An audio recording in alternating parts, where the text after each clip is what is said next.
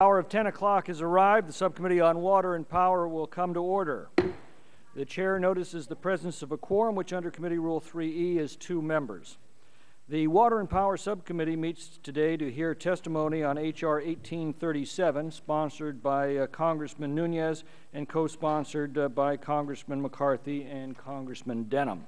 The Chair would ask unanimous consent that the gentleman from California, Mr. Nunes, and the gentleman from California, Mr. McCarthy, be allowed to sit with the subcommittee and participate in the hearing. If there is no objection, so ordered. We'll begin with 5-minute opening statements by myself, the ranking member, and we are joined today by the chairman of the Natural Resources Committee, Congressman Doc Hastings. The tragedy of the man-made drought in California's San Joaquin Valley has occupied a considerable amount of the subcommittee's attention, and today we meet to consider H.R. 1837 by Congressman Nunes. California's Central Valley was devastated in 2009 and 2010 by the deliberate diversion of hundreds of billions of gallons of water away from Central Valley agriculture to satisfy environmental edicts for salmon and Delta smelt. The practical effect of this action was to destroy 250,000 acres of the most productive farmland in America and to throw thousands of hardworking families into unemployment. This occurred despite the findings of the Northwest Fisheries Science Center that determined that the Pacific Decadal Oscillation was the principal factor in salmon migration, despite the California Department of Water Resources analysis of pumping flows that determined the pump's influence on salmon and smelt migration is negligible compared to natural tidal flows, and despite the findings of the Federal District Court that the U.S. Interior Department's 2006 biological opinion on Delta smelt was, quote, arbitrary, capricious, and contrary to law. I vividly recall Interior Secretary Salazar's testimony to the full House Natural Resources Committee in 2009, in which he admitted that he had the authority to suspend federal restrictions on pumping, but chose not to do so because, quote, that would be like admitting failure. After 2 years of failed attempts to get this subcommittee to hold a hearing in the Central Valley, the new Republican majority did so earlier this year. Attended by an overflow audience, many of whom were unemployed farm workers, the committee learned that despite one of the wettest years on record, with snowpacks at 165% of normal, farms had been guaranteed just 75% of their contracted water. I'm told that today, the snowpack is well over 300% of normal, and only 80% of contracted water has been guaranteed. Also at the hearing, we heard that California's San Joaquin Valley has become ground zero for what's gone wrong with our current federal water policy, the deliberate creation of water shortages by governmental fiat, and the abandonment of the government's responsibility to develop our water resources for the prosperity of our nation. The bill before us today seeks to respond to this government-created disaster with several important steps. It restores the original structure of the Central Valley Project Improvement Act, as that act was sold to Congress by its sponsors in 1992 by limiting bureaucratic takings of water by fiat. It strengthens our ability to control non-native predators that are decimating native fish populations in the Delta, and it strengthens our ability to dramatically increase native fish populations with fish hatcheries. It brings transparency to the CVP Restoration Fund, a federal slush fund that, despite $800 million of expenditures, has had no measurable effect on environmental improvements. And it provides Central Valley Project water customers the ability to prepay water contracts in the same way that a homeowner can prepay a mortgage. I've found the attacks on this reform wildly disingenuous. The central complaint is the preemption of state water rights authority.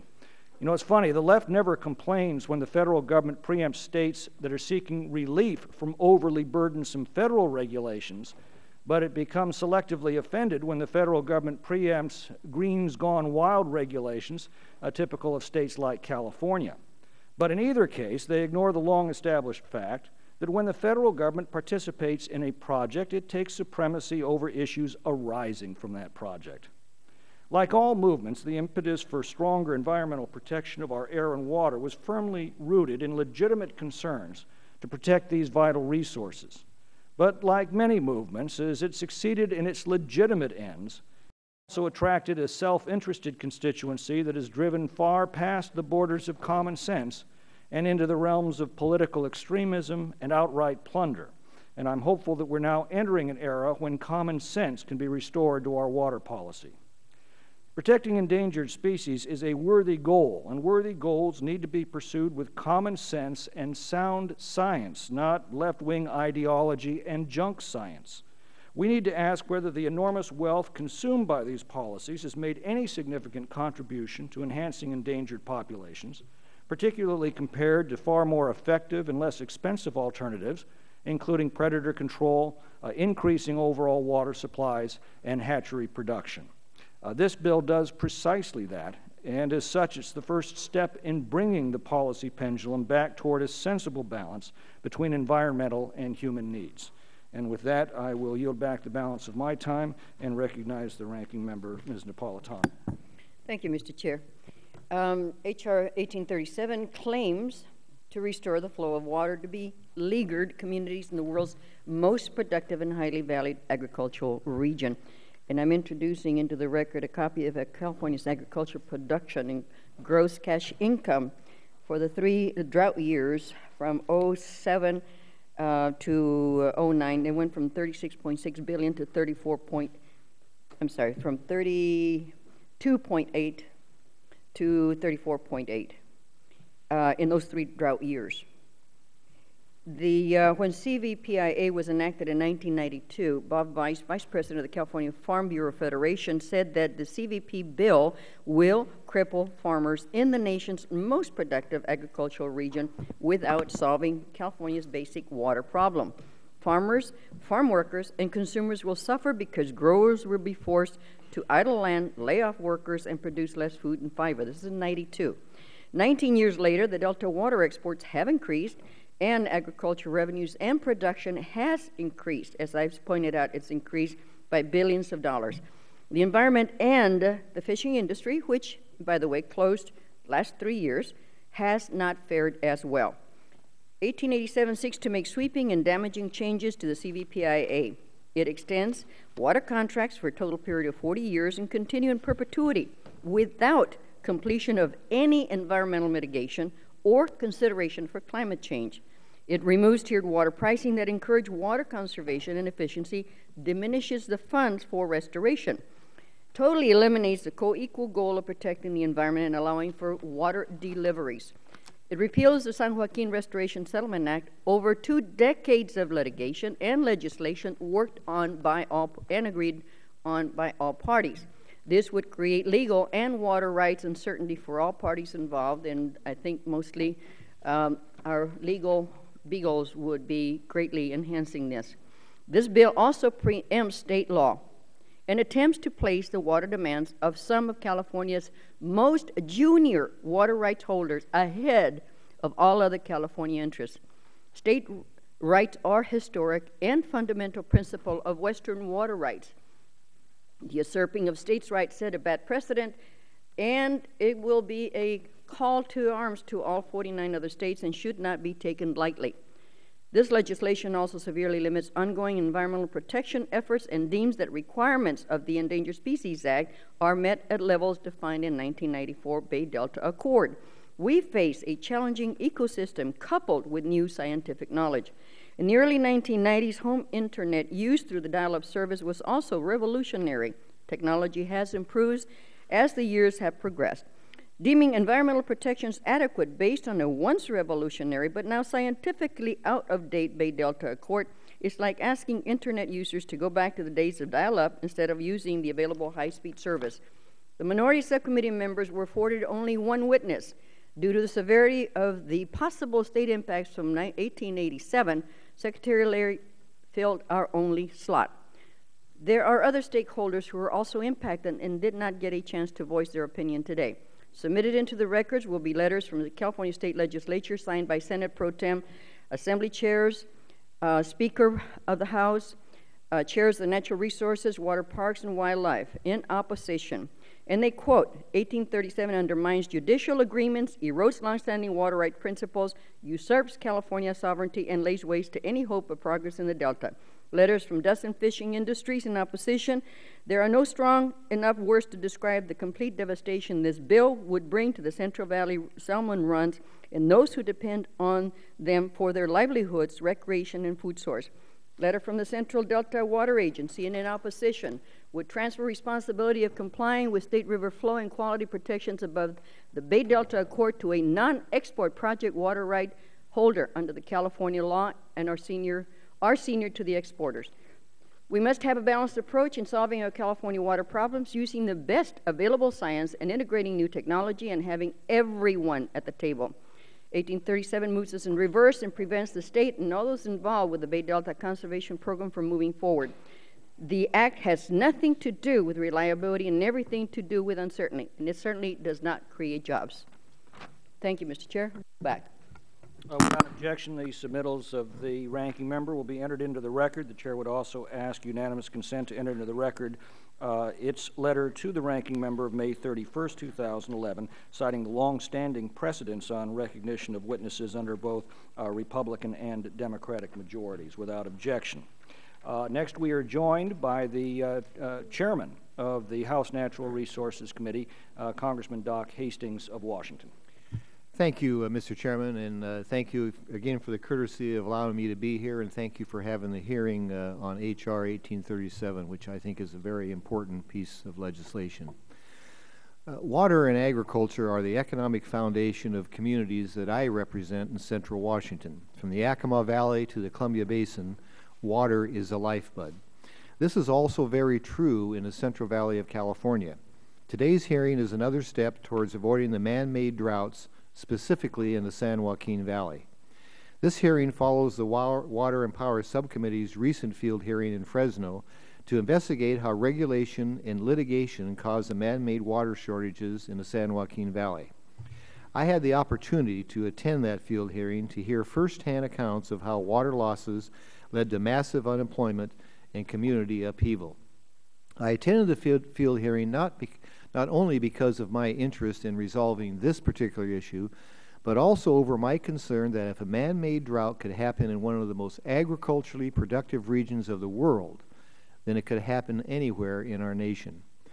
This subcommittee visited Fresno at a time when Mother Nature had been providing California and much of the West with abundant water, presumably resolving this issue. Yet the field hearing was still packed with many concerned that a man-made drought could reoccur if we let history repeat itself. It's our duty to make sure this doesn't happen. Although Republicans tried over the past 2 years to end the food lines and get people back to work at no cost to the taxpayer, we were not even allowed by the Democrat majority to debate the merits of returning water to farmers and their nearby communities. Well, those days are over. Our colleagues, Devin Nunes, Kevin McCarthy, and Jeff Denham, have put forth a credible effort to help resolve many of the long-standing water issues we heard about over the last 2 years.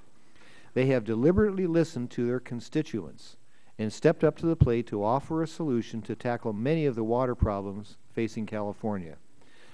There will be many, including those with extreme agendas that make a living in the courts to hijack water projects, that will oppose their efforts. Yet these same groups and individuals have done little other than obstruct and create a situation that we have before us today. So I challenge those opposing this bill and those who have sat on their hands for 2 years to put something meaningful on the table instead of acting like obstructionists. And again, I want to commend Mr. Nunes, Mr. McCarthy, and Mr. Denham for taking the first step in righting the regulatory wrongs of the past and providing long-term jobs for communities that have been sacrificed for too long on behalf of a 3-inch fish.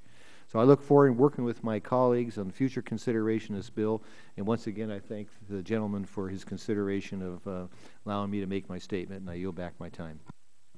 Chair recognizes Mr. Costa of California for an opening statement.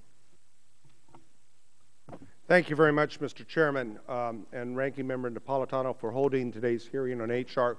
1837, the San Joaquin Valley Water Reliability Act. In the San Joaquin Valley, those of us who represent the great valley we love, we share a common goal, and that is to restore a sustainable and reliable water supply for our farmers, for our farm workers, and our farm communities that feed our state and the nation and the world. But we also know in California that our water system is broken. Designed for 20 million people, 38 million people today, and by the year 2030, 50 million people. We are trying to address a broken plumbing system. But there has never been and there never will be a silver bullet, and the regional water fights that have existed for decades will continue, I believe. There has, I think, therefore, incumbent upon us a willingness to find the art of the possible. And while H.R. 1837 is not perfect, there are issues here that need to be worked on and areas that I am committed to participating with. Today I lend my support as this bill moves through the process. But it is a process, and let's remember that it is a work in progress. This bill tackles many issues that I have been working on to resolve over the years. Titles I and Title III aim to address one of the biggest challenges in California water policy, and that is that federal and state water laws have changed, not just with new legislatures, but with new administrations. The letter of the law, the interpretation of the law, and the implementation of these laws, sadly, are constantly in a state of flux. It's unfortunate why we have been in courts for decades. Case in point, the Central Valley Project Improvement Act in 1992 was hopeful to provide a lot of solutions. In Mr. Birmingham's testimony, he makes a fairly strong case on why the implementation of the law and the interpretation of the law has not matched congressional intent. We've been trying to fix this administratively since the CVIPA's inception, but there are many other examples. This measure is similar to a concept in legislation that I introduced earlier this year with Congressman Cardoza, H.R. 1251, the More Water for Our Valley Act of 2011. Our bill would seek to provide congressional direction for implementation of the Endangered Species Act and restore a balance toward water availability that I think is lacking and that court decisions have determined is lacking. Our valley water supply certainly needs certainty while we work on long-term solutions like the Bay Delta Conservation Plan. This provision embodies that kind of goal, and I support the concept in this legislation. Title II, however, of this bill before us repeals and replaces the San Joaquin River Restoration Act. This settlement, of course, like the legislation, is not perfect. However, the water districts that were in litigation for 18 years, the Friant water users, asked Senator Feinstein, Congressman Radanovich, and I to carry implementing legislation that would codify their out-of-court settlement agreement. Today, they are not asking for a repeal or replace language. The program likely is, though, today seriously underfunded, and it will be for coming years. There's no viable strategy to making up a multi-million-dollar shortfall in spite of our best efforts. I will remind members of the committee here that have supported the restoration effort that we are going to have to make significant cutbacks. Can we afford, in light of 5 years later, to provide $500 million when we're cutting food stamps, when we're cutting a host of other programs? For these reasons and the budget realities of 5 years later, I think we should re-examine this program. I remain open to a discussion regarding the merits of this policy on the long term. The settlement agreement has nearly 3 years of congressional review, House and Senate committee hearings. If Congress is to re-examine the San Joaquin River settlement, we should do it in a similar process, in an open, thoughtful effort that includes all of those that would be affected by the implementation. I think it's important to note that the third parties that we've worked on very closely, there is no funding in the existing law for mitigation or for compensation. This legislation doesn't address those issues either. I will support this legislation today, however, and I believe it will pass the committee in the markup and on the floor in the next several months. However, I also believe that unless we are willing to work with Senator Feinstein and the Department of Interior, the State of California, that this measure as it is proposed today before us will never become law in the 112th Congress.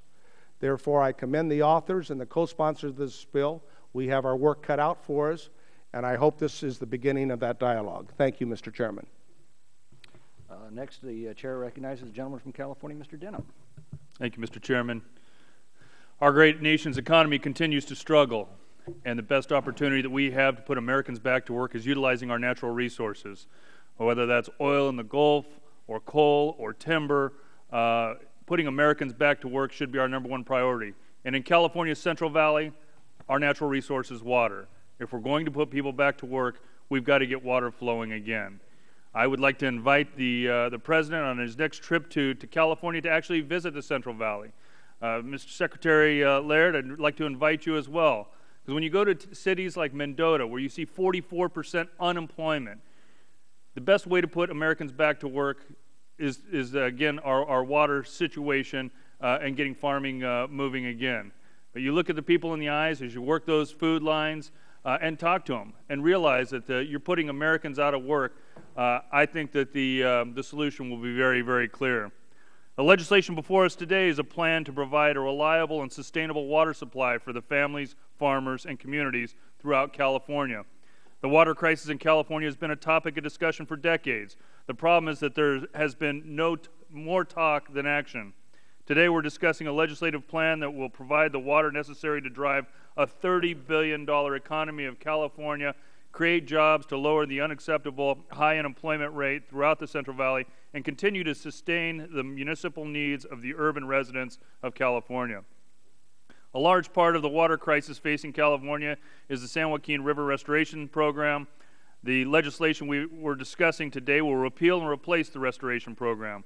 With deadlines looming just 18 months away, the administration has not completed the necessary infrastructure projects to relieve the possibility of adversely impacting landowners along the San Joaquin River, let alone the environmental documentation to implement them. The infrastructure is the first step in trying to return flows to the San Joaquin River out of Friant Dam.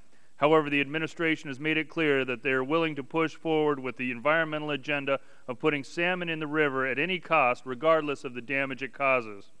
The ill-advised restoration program has already caused hundreds of thousands of dollars in damage to private landowners. This legislation will replace it with actions that will restore a flowing river and not devastate an entire region in the process, including those who were not even party to the settlement that brought us this disastrous program. It's unacceptable that government continues to move forward with a program that will harm private citizens' livelihoods, especially when the settlement clearly states that there shall be no adverse impacts to third parties due to the increased flows. Actions must change. The current dumping of water from dams for flood controls is an obvious indicator that there's not sufficient water storage in California. If we cannot store the water from wet years for use during the inevitable dry years, this water crisis will forever persist. Provisions in this bill allow us to move forward with storage and end the constant study phase of these projects by finally putting people to work actually building something. In accordance with this theme, I've introduced legislation that will implement Merced Irrigation District's Common Sense project to simply modify the spillway at Exchequer Dam to generate additional 70,000 acre-feet of water and not utilize any state or federal tax dollars in the process. Yet even something as straightforward and simple as this project comes up against uncompromising environmental groups that impede legitimate solutions to the water crisis in California. This bill also seeks to modernize the Central Valley Project Improvement Act to make it more workable for users and instill certainty in its deliveries. The bill also restores some of the promises made when Congress approved the CVPIA over 20 years ago by implementing enforceable actions upon reclamation if they don't replace once and for all the 800,000 acre-feet of water that was removed from users. There isn't one person on the panel who can say the CVPIA has been a success, and the continuing to belief in policies that have proven to hinder job creation and growth must be changed. Let me be clear. I'm here to find workable solutions for all water users in California. To that end, my colleagues and I have introduced a number of measures to do so, including the bill before us today. It's time for government to act, and if they won't lead, Congress intends to show them a new way. Thank you, Mr. Chairman. I yield back. Chair recognizes the gentleman from California, Mr. Garamendi. I think I'd just like to start by saying, are you guys kidding? Do you really want to start a serious water war in California? And you think somehow that's going to solve your problems and get you more water? This is really, really terrible public policy. And we need to recognize that that is just going to create an extraordinary war. Instead of working together to solve issues, as Mr. Costa suggested we do, okay, if there's going to be a war, there's going to be a war, so let's get at it. Is that your attitude? It seems to me to be wrong-headed, and it seems to me to be totally inconsistent with solving the water problems of California. So, you want to start? Okay, override state water rights. I hear my colleagues talk about state rights ad nauseum, and yet in this particular piece of legislation, you are taking away the ability of the state of California to regulate its own water. Okay, fine. But think it through. Think through what you're doing here. You are terminating the ability of the state of California to manage its water supplies and giving it to the federal government. So the next time we want to talk about states' rights, let's bring this one up. The CVPIA modified the Central Valley Act to provide environmental protections. There were far more fishermen. There were far more fishing families unemployed as a result of the drought than there were farm families. Okay? Environmental protections are essential. Nobody has the right to dry up a river. The San Joaquin River was dried up. The San Joaquin River Settlement Act was designed to solve a man-made problem. It was the Central Valley, it was the San Joaquin River portion of the Central Valley Act that killed the San Joaquin River. Killed it, dead. And so we try to restore it, and this piece of legislation goes exactly the opposite direction. There's a lot of work to be done. But if you want to start a water war, then this will do it. Guaranteed.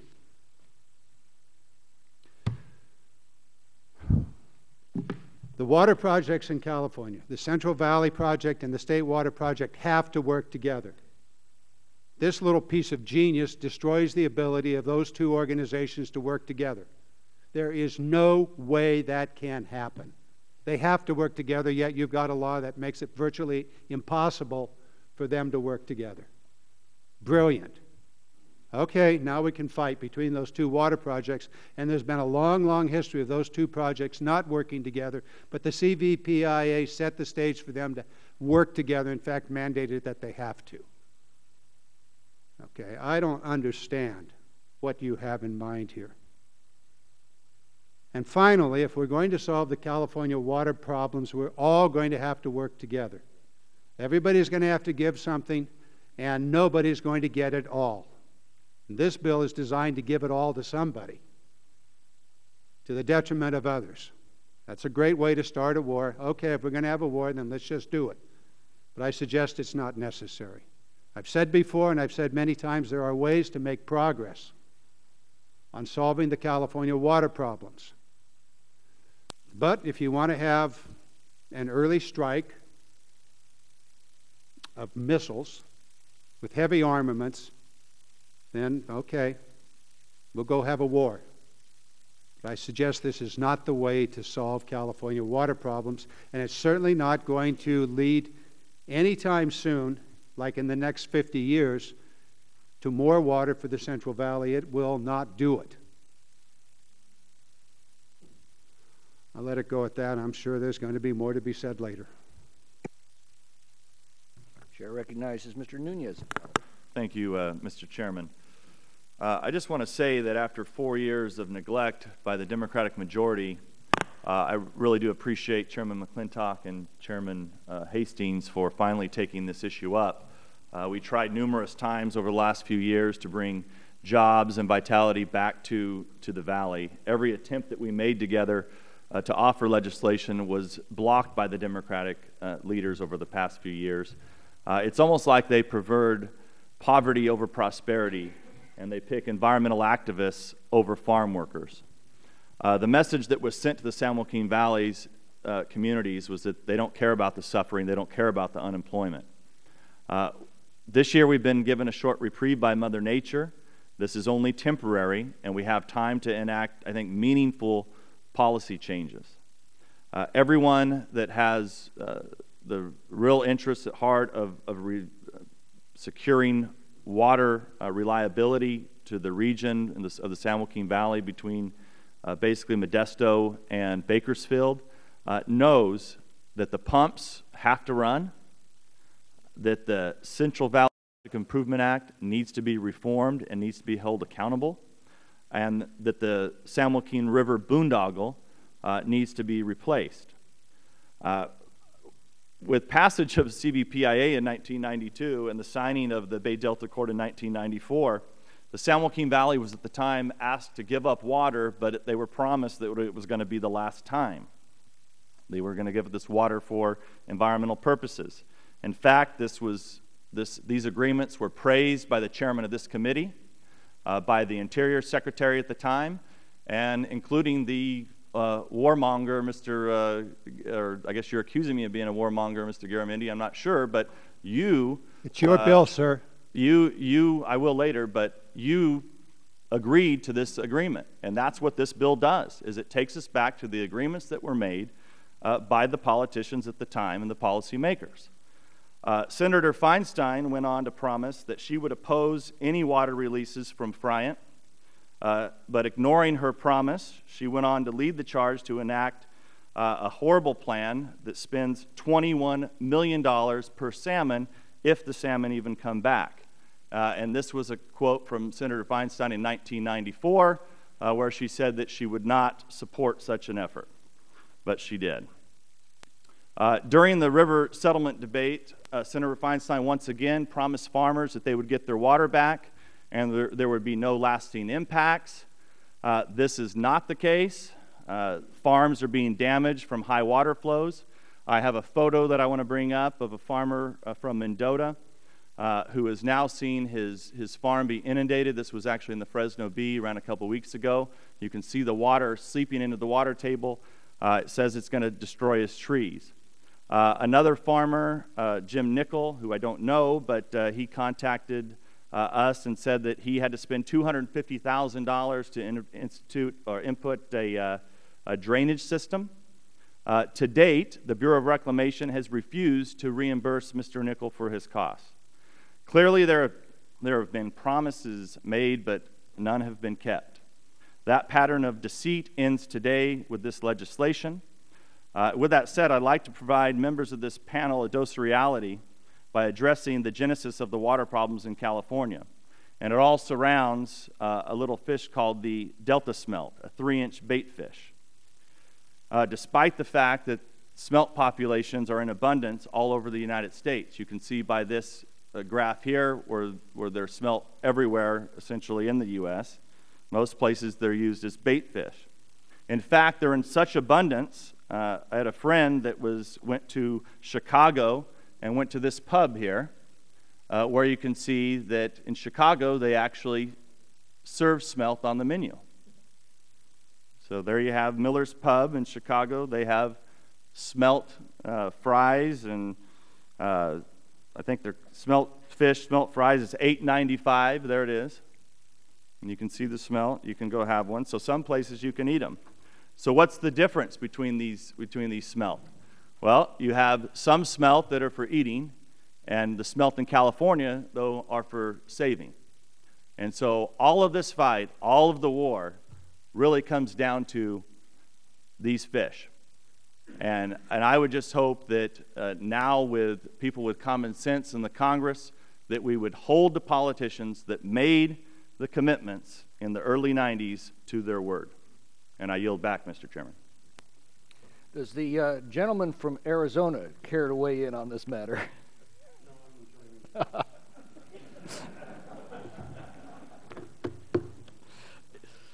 Well, we'll now hear from our witnesses. The microphones are manually activated, so be sure to press the on button or we won't be able to hear you. And please stick to the 5-minute allotment as required by our rules and outlined in our invitation letter. To help you with that, we have timing lights. When you have 1 minute remaining, the yellow light will go on. That means if you haven't gotten to your point yet, you'd better hurry. And a red light will go on at the end of your 5 minutes, which means that we've stopped listening, so you might as well stop talking. I'll now recognize the Honorable Mike Connor, Commissioner of the Bureau of Reclamation. Thank you, Mr. Chairman. Mr. Chairman, members of the subcommittee, I'm Mike Connor, Commissioner of the Bureau of Reclamation.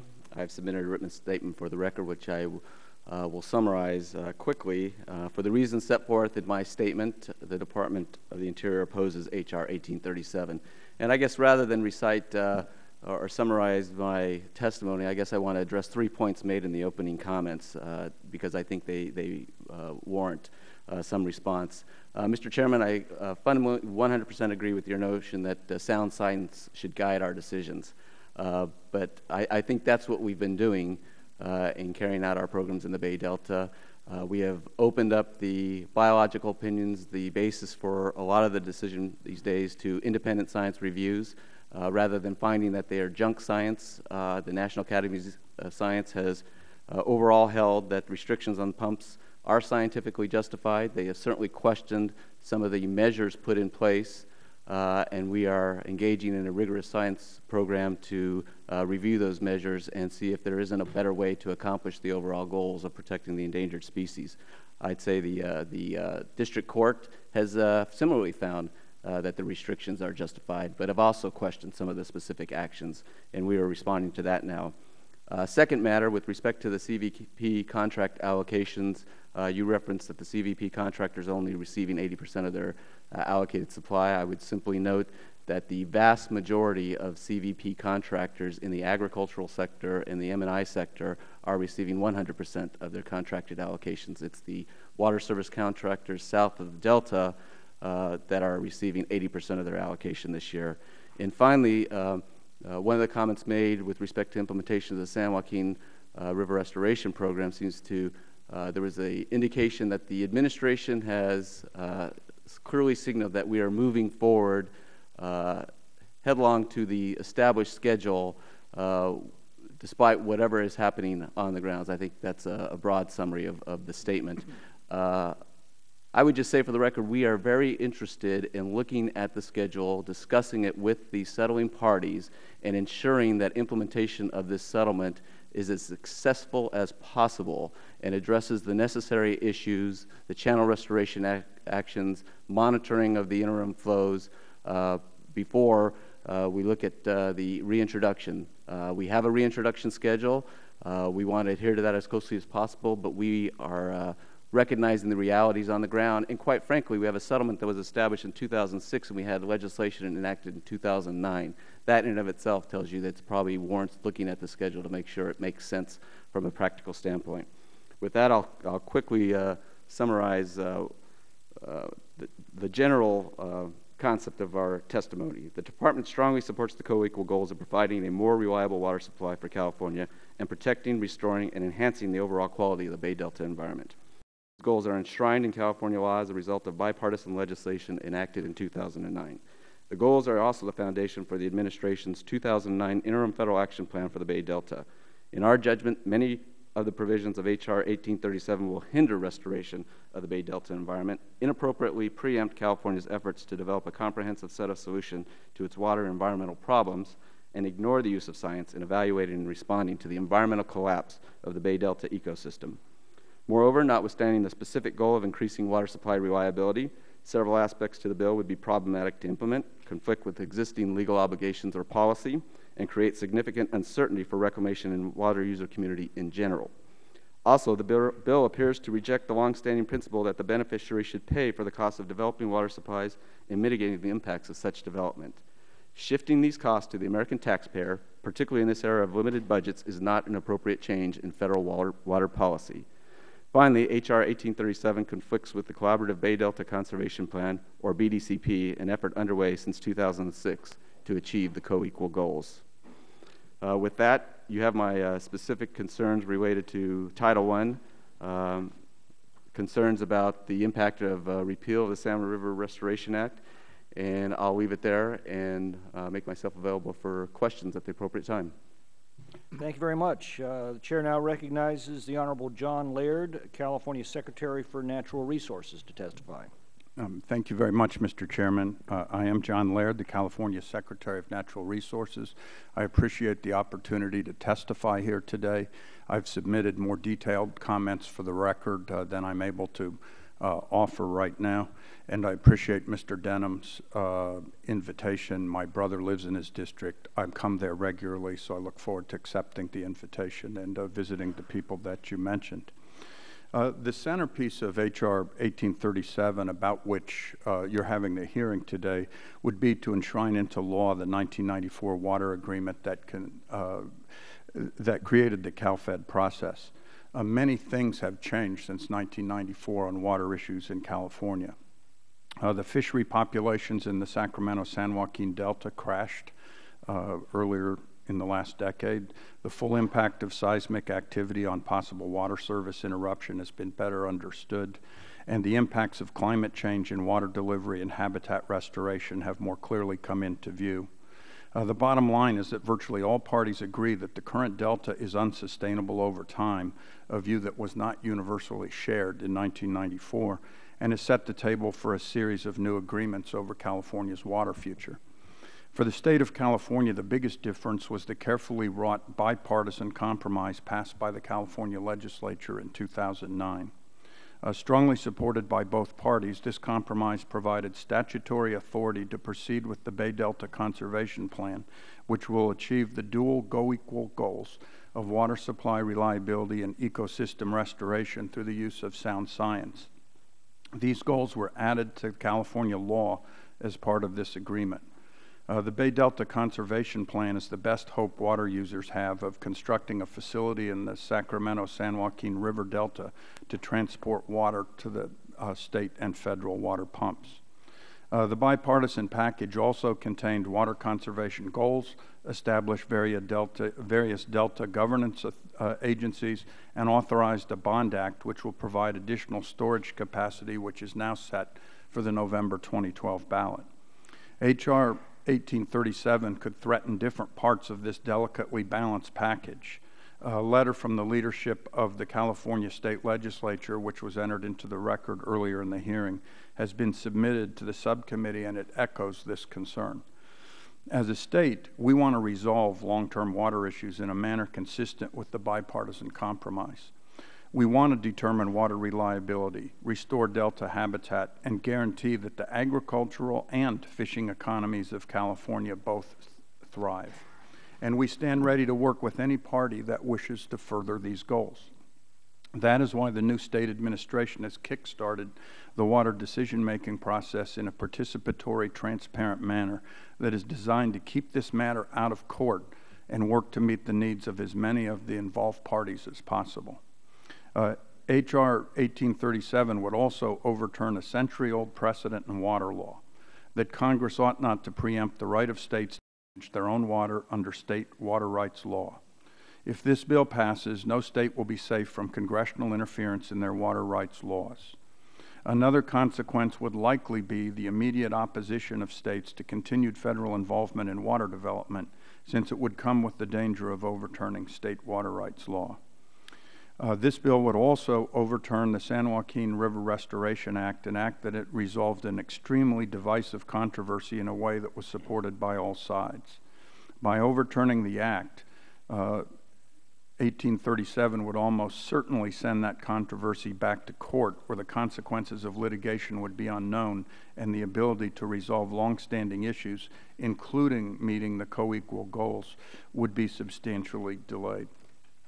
I wanted to just also say about the Bay Delta Conservation Plan that there is a broad coalition that is engaged to achieve the dual goals in this. We are convening working groups on governance, on conveyance, on the fish sides of this, on local issues in the Delta, to try to move the decision-making process to get to a decision, get to permits, and move to resolve this issue long-term. The broad coalition that supports the CDP would seriously be disrupted by the passage of this, since it does not appear to respect the dual goals established by the California legislature. I've appended the written material to my testimony dealing with these issues. I really appreciate the opportunity to be here today to testify, and I look forward to your questions. Thank you. The subcommittee has been joined by the Majority Whip, the gentleman from California, Mr. McCarthy, whom the chair is pleased to recognize to introduce our next witness. Well, thank you, Mr. Chairman. I want to thank you for holding this hearing. I just want you to know I fully support this legislation redressing the man-made drought in California. For too long, government regulations put fish over farmers and people. Just in my county alone, in Kern County, we've lost more than 375 acre-feet of water from the state project in recent years. And when you think of what just transpired last month with Governor Brown declaring an end to California's drought, we have 165% of snowpack, but farmers won't be getting 100%. To use an analogy that even the Kern County Water Agency uses, that's like a company having its best profits ever, but telling its employees they're going to get 80% of their paycheck. It's just unacceptable and unheard of. That is why I'm honored to introduce Jim Beck, the General Manager of the Kern County Water Agency. Jim has been at the table and fighting for Kern County and local farmers' water interests for 28 years. As the head of the second largest agency in the state water project, Jim has a detailed firsthand knowledge of water policy in the state and is consistently working to ensure our farmers get the water they are entitled to and pay for. Water in Kern County supports millions of acres of farmland in my district that produce over $3.5 billion in agricultural goods annually. Jim also plays an integral part in ensuring coordination between the state and the Central Valley Project so farmers and residents are not left high and dry. Mr. Chairman, I give you Jim Beck. Yield back. Thank you for those kind words, Congressman McCarthy. Good morning. And I am Jim Beck. I'm the General Manager of the Kern County Water Agency. We are located in Bakersfield, California, God's country. We're the second largest contractor on the state water project with an annual allotment of approximately 1 million acre-feet of water that's delivered to 14 public agencies that serve families, farms, and businesses in Kern County. This year, we're celebrating our 50th anniversary, and my, how things have changed. In 1961, when the agency was created, we expected to receive 100% of the water we contracted for each and every year. By 2005, as a result of numerous environmentally based decisions, we anticipated receiving only 68% of our total contract amount on an average annual basis. In 2008, after the new biological opinions were issued by the National Marine Fisheries Service and the Fish and Wildlife Service, the state project delivery capability dropped again to 60%, or about 600,000 acre-feet on average for my agency. A 40% decline in just under 50 years. Not part of our history that we are particularly proud of, nor something that we're willing to repeat. Under these conditions, making the best possible use of existing surface and groundwater supplies has become our most important objective, and that is something that we are very proud of. But if we do that effectively, the state and federal governments must do a better job of balancing ecosystem and water supply needs in the Delta. H.R. 1837 takes significant steps toward that end.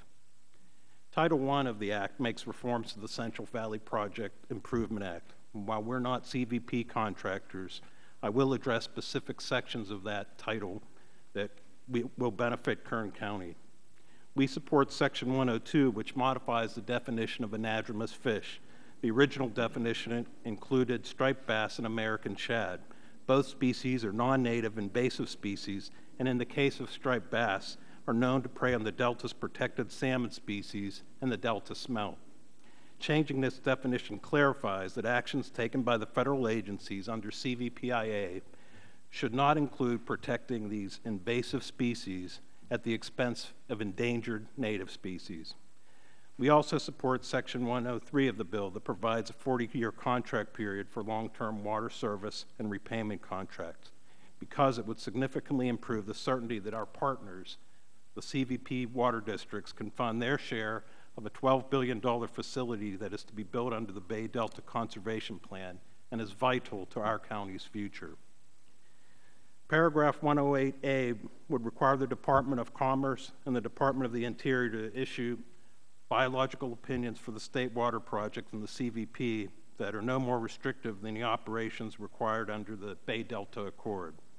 The negotiations leading to the accord involved months of research, years of research, and discussion about the best way to protect salmon and Delta smelt while still providing California with an adequate water supply. It was an historic agreement and a model for how we should operate today. H.R. 1837 proposes to restore stability to the Delta ecosystem and water supply management by reinstating the last set of standards that did not result in litigation. Without a break from the species-by-species ESA approach that we see today that focuses solely on the state project and the Central Valley project, we should expect to continue the predictable rounds of the biological opinions being issued, followed by legal challenges by both the environmental community and public water agencies. Paragraph 108B is an essential provision of the Act, and without it, we will be unable to support the legislation. This paragraph does provide preemption of state law in favor of the provisions of this bill. Why touch this potentially volatile issue? To put it simply, unless application of a different standard under state law is preempted, the state water project may be required by the state of California to carry the entire burden of Delta standards. We can't let this happen. It would result in the unintended consequence of our supplies being reduced. We will work with the authors in the subcommittee to ensure the language is adequate to avoid these consequences. Title II and Title III of the bill do not involve issues that we are parties to, either the San Joaquin Settlement Agreement or the contract issues. I do want to thank the committee for their time and attention today, and will be glad to answer any questions that you may have. Thank you. Thank you for your testimony. The chair is now pleased to welcome back Mr. Cole Upton, a farmer joining us from Chowchilla, California. Thank you, Mr. Chairman. It's a pleasure to be here. I am a farmer. I live on my farm in Merced County, farm in Merced and Madera counties. It's a farm that was started by my father after he returned from World War II. His family came out during the Dust Bowl area. They started with nothing. I would say that that area and our farm particularly is a result of the Reclamation Act, the 160 acres, which everybody has complied with in our area, and it's a government program that has worked. Okay, it provided an opportunity after the Depression and World War II for people to come in and make their lives, and as a result, on the east side of the San Joaquin Valley, you have a robust society of 1.25 million people in the entire Friant service area. And we have a history, I do, of trying to work with people.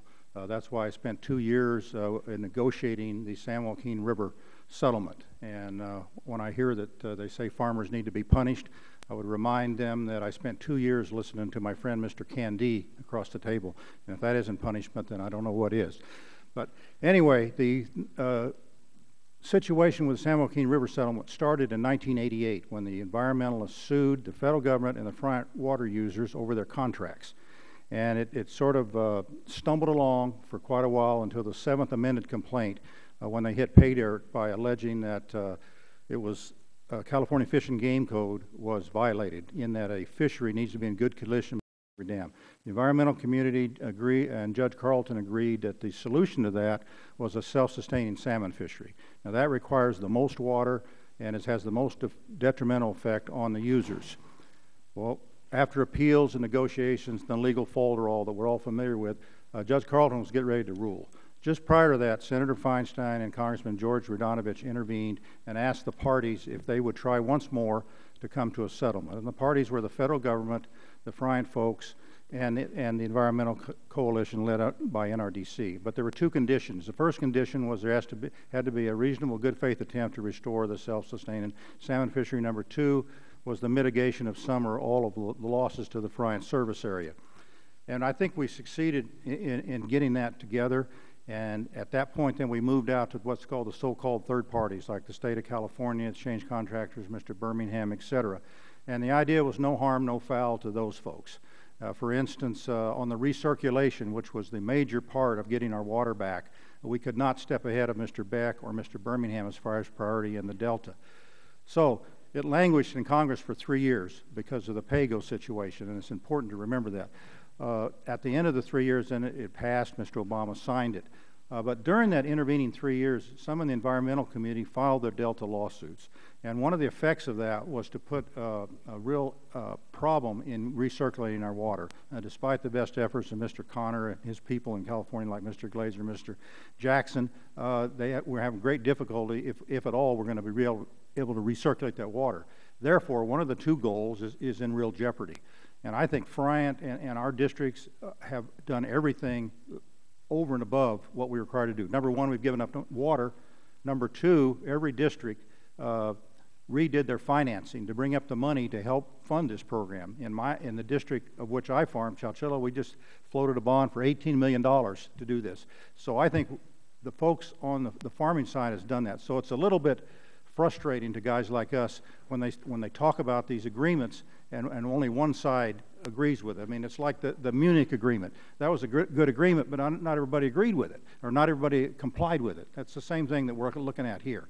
If we get our water back, hey, no problem. But the fact is, we're not going to get it back. So that's why I'm only speaking for myself, I think it would be a good idea to review this and see if we can come to some kind of agreement. Now, I didn't have the idea that is in this legislation. It was actually presented to me by the lead environmentalist in the Valley many years ago, Lloyd Carter in Fresno. He said, why don't you farmers agree to restore this river, we call it a warm water fishery, and you can get your water back. Well, we farmers in the mid-90s, no way are we going to lose this lawsuit. We listened to our lawyers. Well, we lost it big time. Okay, so this idea works. It gets the water back. It saves hundreds of millions of dollars, which could be invested then in salmon fisheries that already exist. Okay, so the bottom line, I think you'd have a fishery somewhere else where you get a lot more salmon. You have restored water. For this fishery, it won't be a salmon fishery, but the farmers will get their water back. This is very important to our local area for jobs, and that's where I'm looking at. We lose this water, we're going to have to get rid of 200,000 to 300,000 acres on the east side. So I thank you, Mr. Chairman, for the opportunity to speak. Thank you for your testimony. Our final witness is Mr. Tom Birmingham, the General Manager of the Westlands Water District from Fresno, California.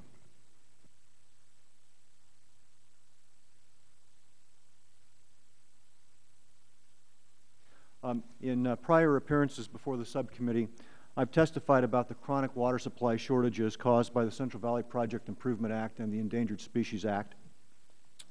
And in my testimony today, I'd like to focus on the way in which H.R. 1837 would modify the implementation of those two acts.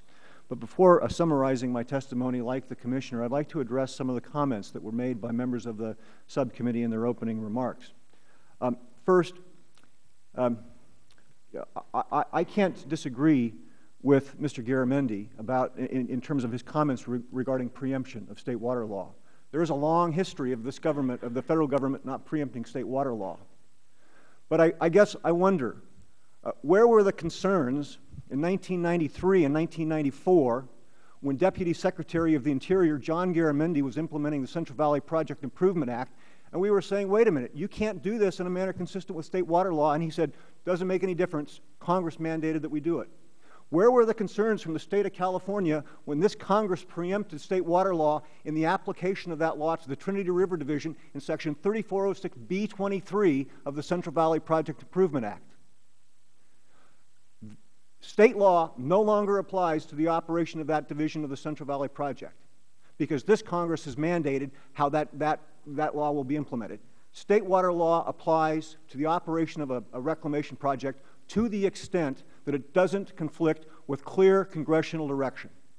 It's Hornbook constitutional case law, California versus United States. But this Congress has previously given clear congressional direction on the operation of the CVP in manners that preempt state water law, and neither Deputy Secretary of the Interior John Garamendi nor the state of California objected when we said, wait a minute, this isn't consistent with history. I also agree with Mr. Garamendi that everybody has to give something. Well, to date, the only parties that have given anything towards protection of the Bay Delta are the state and federal contractors who gave up in a dry year more than 1 million acre-feet of water under the Bay Delta Accord. And when we signed that agreement, Secretary of the Interior Bruce Babbitt said a deal's a deal. And if there are changed circumstances, which have occurred, then it'll be up to the federal government to find the water necessary to do that. That was the deal. We would not have given up 1 million acre-feet of water for 3 years of protection. But I remember very clearly in November 1997 when Deputy Secretary of the Interior John Garamendi was announcing in Long Beach, California, a new policy concerning the implementation of CVPIA. And Deputy Secretary of the Interior John Garamendi said, anybody challenges this, you're going to regret it. Anybody challenges this, you're going to regret it. Well, we challenged it, and he was right. We regretted it, because after that, Interior did everything that it could. Every time it had to make a decision concerning how to implement the law, it made a decision to punish the contractors that had implemented or who had challenged the implementation of the policy concerning Section 3406B2. This legislation would correct the abuses that occurred, the ignoring of clear language in the law that says 800,000 acre-feet. In a year like in 2010, when our water supply was 45%, they used more than 1 million acre-feet of water under a section that says 800,000 acre-feet of yield. And in fact, this statute would give meaning to Congress's use of that term yield. Now, Mr. Garamendi, I certainly agree. We don't want another water war. But the reality is this statute has been implemented in a manner that has been one-sided, and this legislation corrects that. In addition, it gives meaning to the promises that were made to us in 1994 when we gave up the 1 million acre-feet. I would ask, what have farmers in the Delta given up? What have the upstream water users given up? If everybody has to give up something, then let's ask these other people to give up something before you come to take more water away from us. Finally, I'd like to just comment on the graph of California agricultural production and gross income. In 8 seconds. This is little comfort to the thousands of farm workers who have been unemployed, and to farmers like John Diener, who last week had to auction off his farm equipment because he was unable to recover from the losses sustained in 2009. Thank you, Mr. Chairman. Thank you for your testimony. We're now concluding the formal testimony before the committee, and we'll begin questions by the members. And I will begin.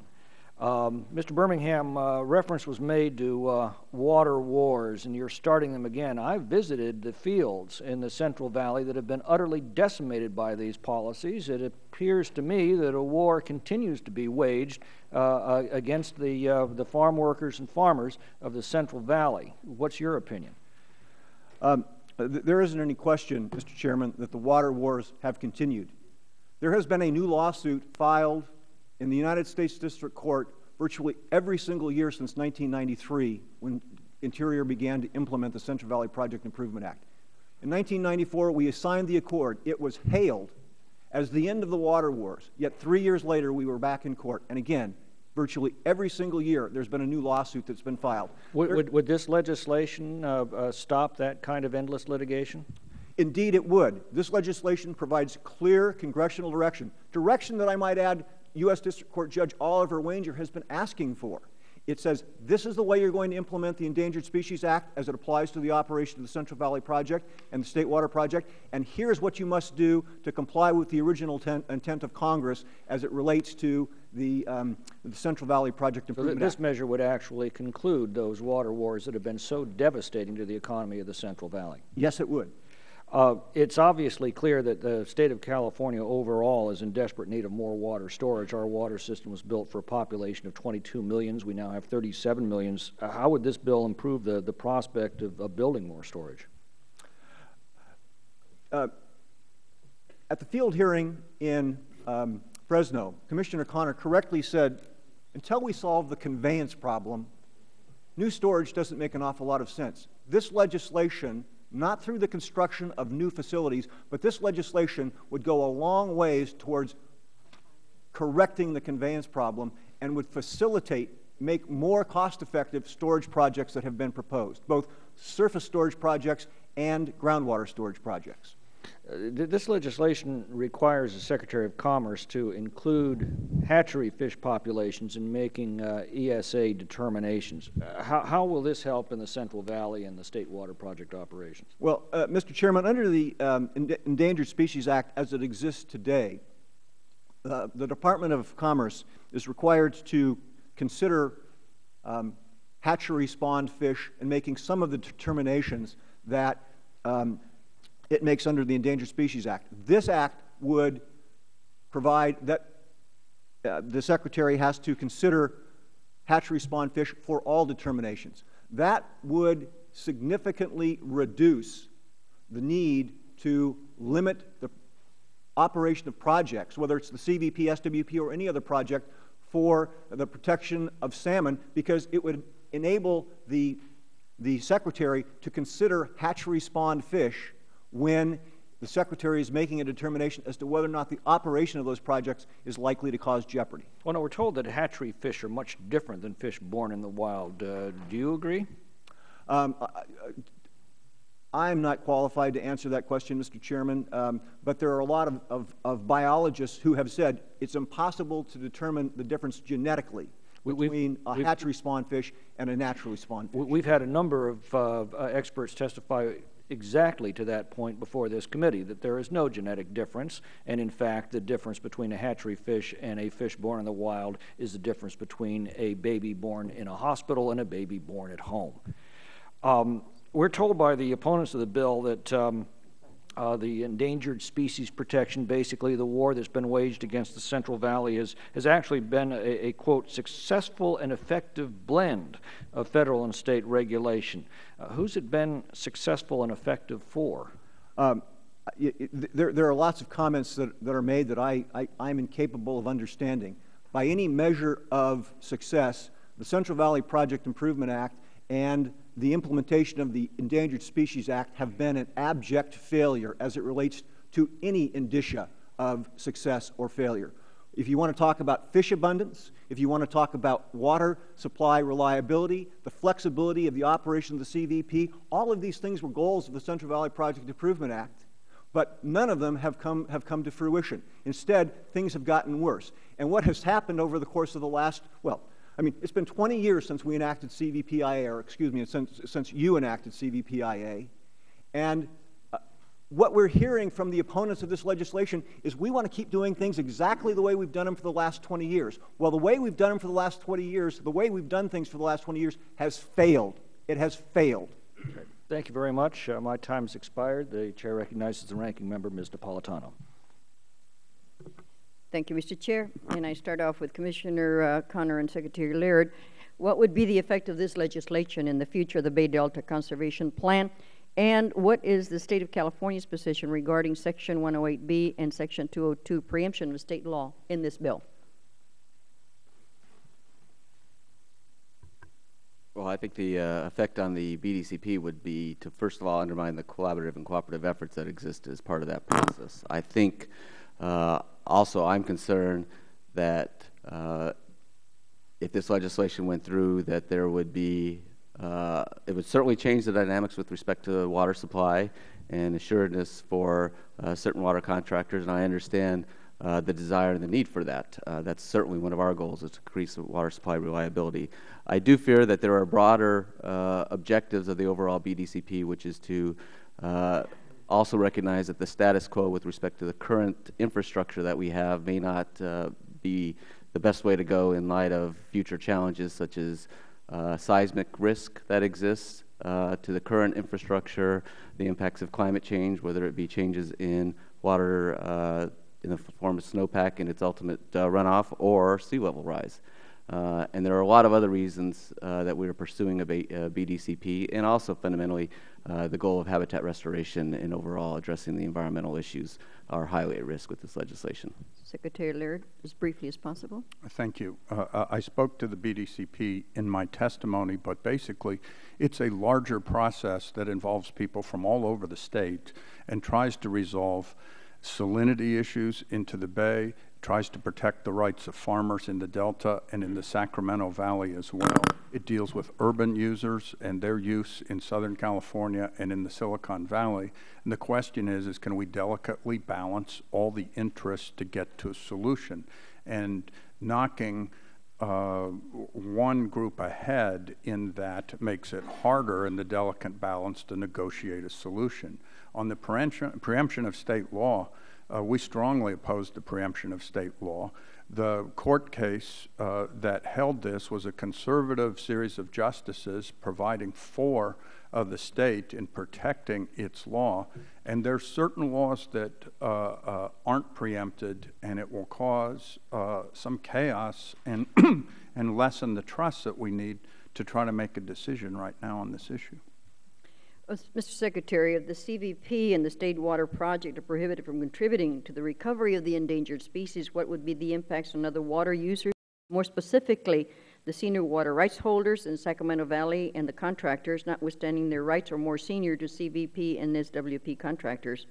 And I have other follow-ups on that. Well, to maybe translate part of that question into English, because the real question is the senior water rights holders versus the junior, and a lot of them are in the Sacramento Valley. And there's been concern expressed that the preemption of state law might affect their origin rights and other rights, and so they have grave concerns about that particular provision in the bill. And about whether or not that preemption is explicit with regard to that and other related issues on water rights. Do you know of any precedent on this particular type of move? I don't, but I'm one of the non-attorneys that's sitting here. Sir, how would this affect in Delta water withdrawals, and how would it affect the non-CVP water users and the CVP water users? Well, there would be whole levels of complexity, and if CVP were jumped up in certain ways to the extension, to the exclusion of the state, and if certain laws were preempted in a way that burdens fell totally on the state, then the state might have to act stronger for fish and other things in water deliveries, and it would sort of end the delicate balance that we've had between the CVP and the state in having a common law and a common way of dealing with the issues. Well, I have very short time, but the repeal of the San Joaquin River Restoration Settlement Act create greater uncertainty for the ag water users, and could the state board step in and order more water from Friant than is required under the settlement?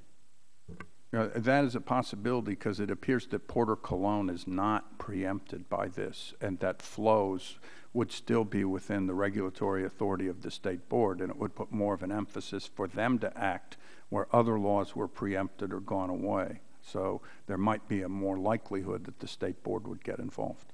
Thank you. Mr. Yieldback. Chair recognizes Mr. Denham of California. Thank you, Mr. Chair. Mr. Upton, on the San Joaquin River Restoration Settlement, was there a delay in implementation? Yeah, it was 3 years. It was signed on September 13, 2006, and President Obama didn't put it into operation to 2009. And as a Central Valley farmer, is there any hope that this project will be completed on time and as a success for all parties involved? Well, it doesn't look that way. If I was a betting man, I would say no. I mean, is it even possible? I mean, you see the river and some of the screens that are being put up, or the timelines for those screens. Any way that can get done? Well, it looks to me like they're behind. I think what people don't understand in our area is a conjunctive use area. So if the farmers don't have the surface water, be it from Friant or any place else, then they're going to use it from the underground. Our underground aquifer, as you know, on the east side of the valley is already severely overdrafted. So what's going to happen, it's going to be survival I call it the richest, a corollary of Darwin's law. Whoever can drill the deepest well is going to be able to survive for a while, but then eventually they're going to go out of business. So it's going to be a slow death, about 200,000 acres if we don't get any of the water back, and that's jobs that are going to be lost. For instance, on my farm, I farm corn nuts. It's all local. It goes to Fireball for processing, and then it goes to Fresno to be sent all over the world. My workers have insurance, they own their own houses, and I'm the rule, not the exception in the area. So you're talking about the loss of a lot of permanent jobs with the loss of this water in our area. And The ranking member just talked about greater uncertainty. I mean, do you think that by putting the settlement in place, it would be greater uncertainty? Well, right or do you now, think by repealing it, we would actually greater uncertainty? No, or greater certainty. I'd rather take my shot on repeal and replace, because we made an agreement. One party, in my opinion, is not complying with the agreement, so we got the worst of both worlds, okay? We're going to try to restore this river, which it doesn't look like they're going to be able to do anyway, because NRDC's own paper, In Hot Water, shows that salmon that are on the periphery of viability anyway are going to have a tough time if you believe in global warming. The main stem of the San Joaquin is a flat, wide river. Okay, it's going to have great difficulty never getting any fish back. So whether this makes a good investment for society, you know, that's up to you fellows, but it sure doesn't look like it to me. And under the current water situation, when they continue to dump water out of Friant, going down the river, how many local farmers are affected by seepage? Well, that's another thing. That's the third-party impacts I talked about. I know a farmer. He farms in Chachawa District, but also farms over in that area, and he's expected to lose a lot of his almond orchards because the water is seeping into his roots. And can you describe how the reliable water supply that this legislation provides will allow farmers to consistently hire employees and drive the economic recovery in the Central Valley? Well, one of the things that you have in the farm credit system is they started this about 5-10 years ago. You have to prove that you have a reliable water supply. If you cannot prove to your lender you have a reliable water supply, you don't get a budget. All right, and if you don't have a budget, then you're not going to farm. It's as simple as that. And in your opening testimony, I could tell how angry we were with your comparisons of how this is being jammed down your throat. I mean, can you explain how this has overnight affected you from a business perspective? Well, it's uncertainty, because you don't know, you know, like my son who lives on the farm, we don't know what the future is going to bring. So you have to look at it, because you know your underground is dropping. It costs you anywhere from 20 grand to 100 grand to put in another deep well. Is that going to be worth it, or is that just a temporary solution? So we need to have some certainty on whether we're going to have surface water or we're not for the future. Under the current water supply situation, do you have any plans to hire more people?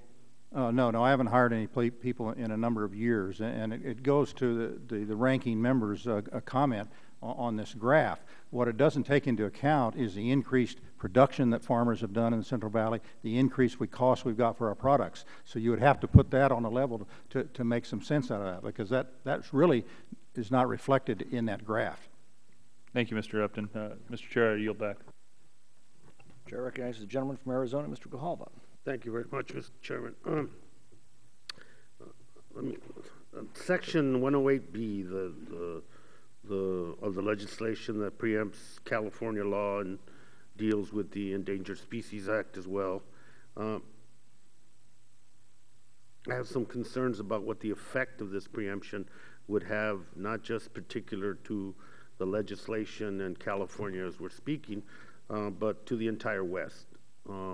And let me ask Commissioner Connor, if I can, would this set a precedent, this preemption set a precedent for states' water rights issues across the West and in Arizona, you know, Central Arizona Project, the water settlement discussions that are just, that were just completed in the last session, Multi-Species Act in the Lower Colorado. Those have all been delicate balance between a variety of stakeholders, the state and the federal government.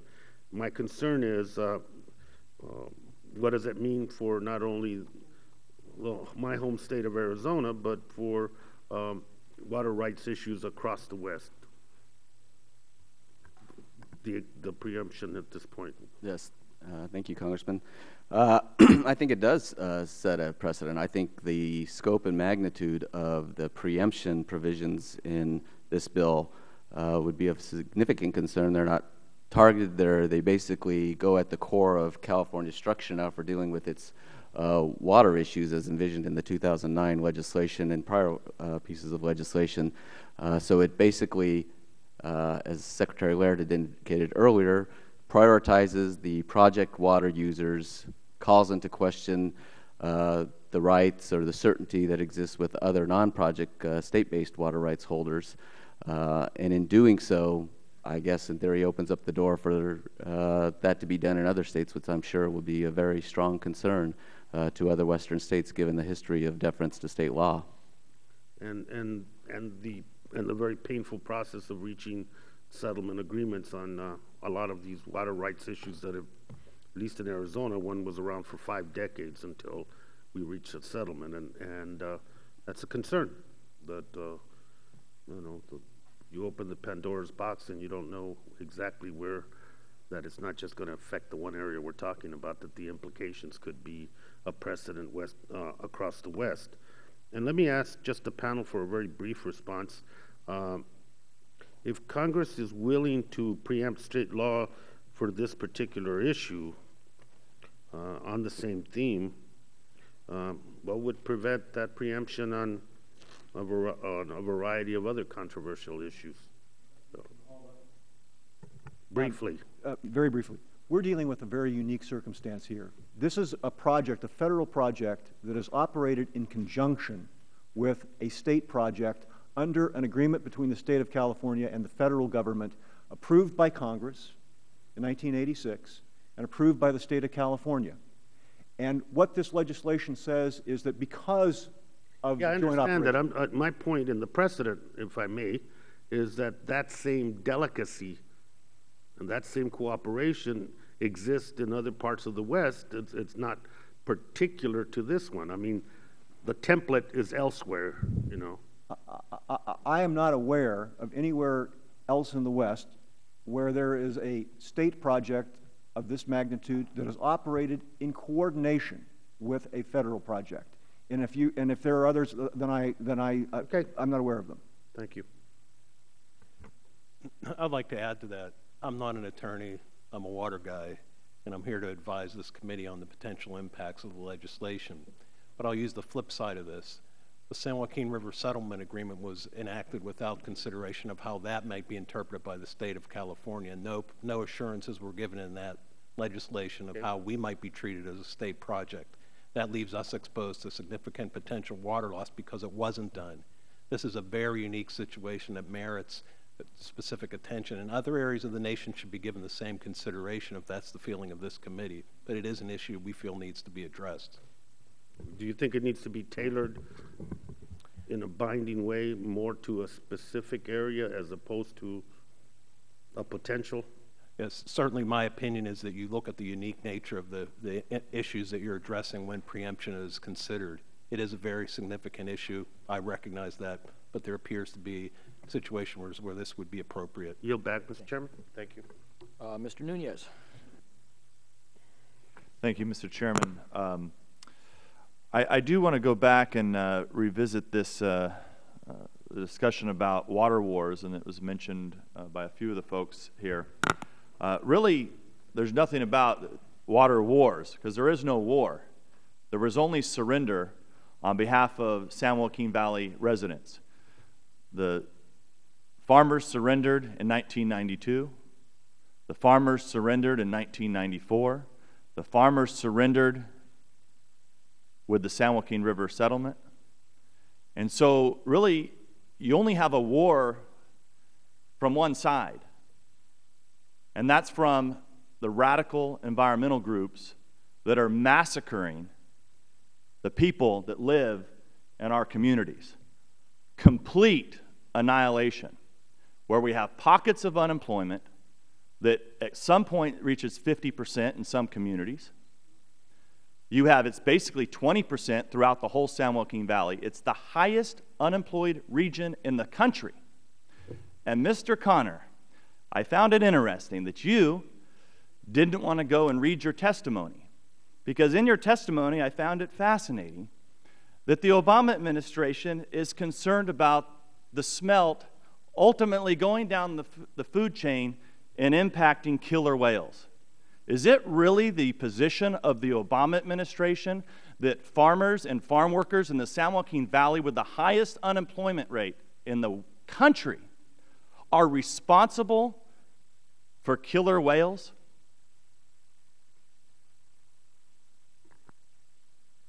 It is the position of the Obama administration to highlight the unhealthy nature of the overall Bay Delta ecosystem as one aspect of what we are trying to deal with in addressing policies that will address a better balance to water supply reliability and ecosystem health.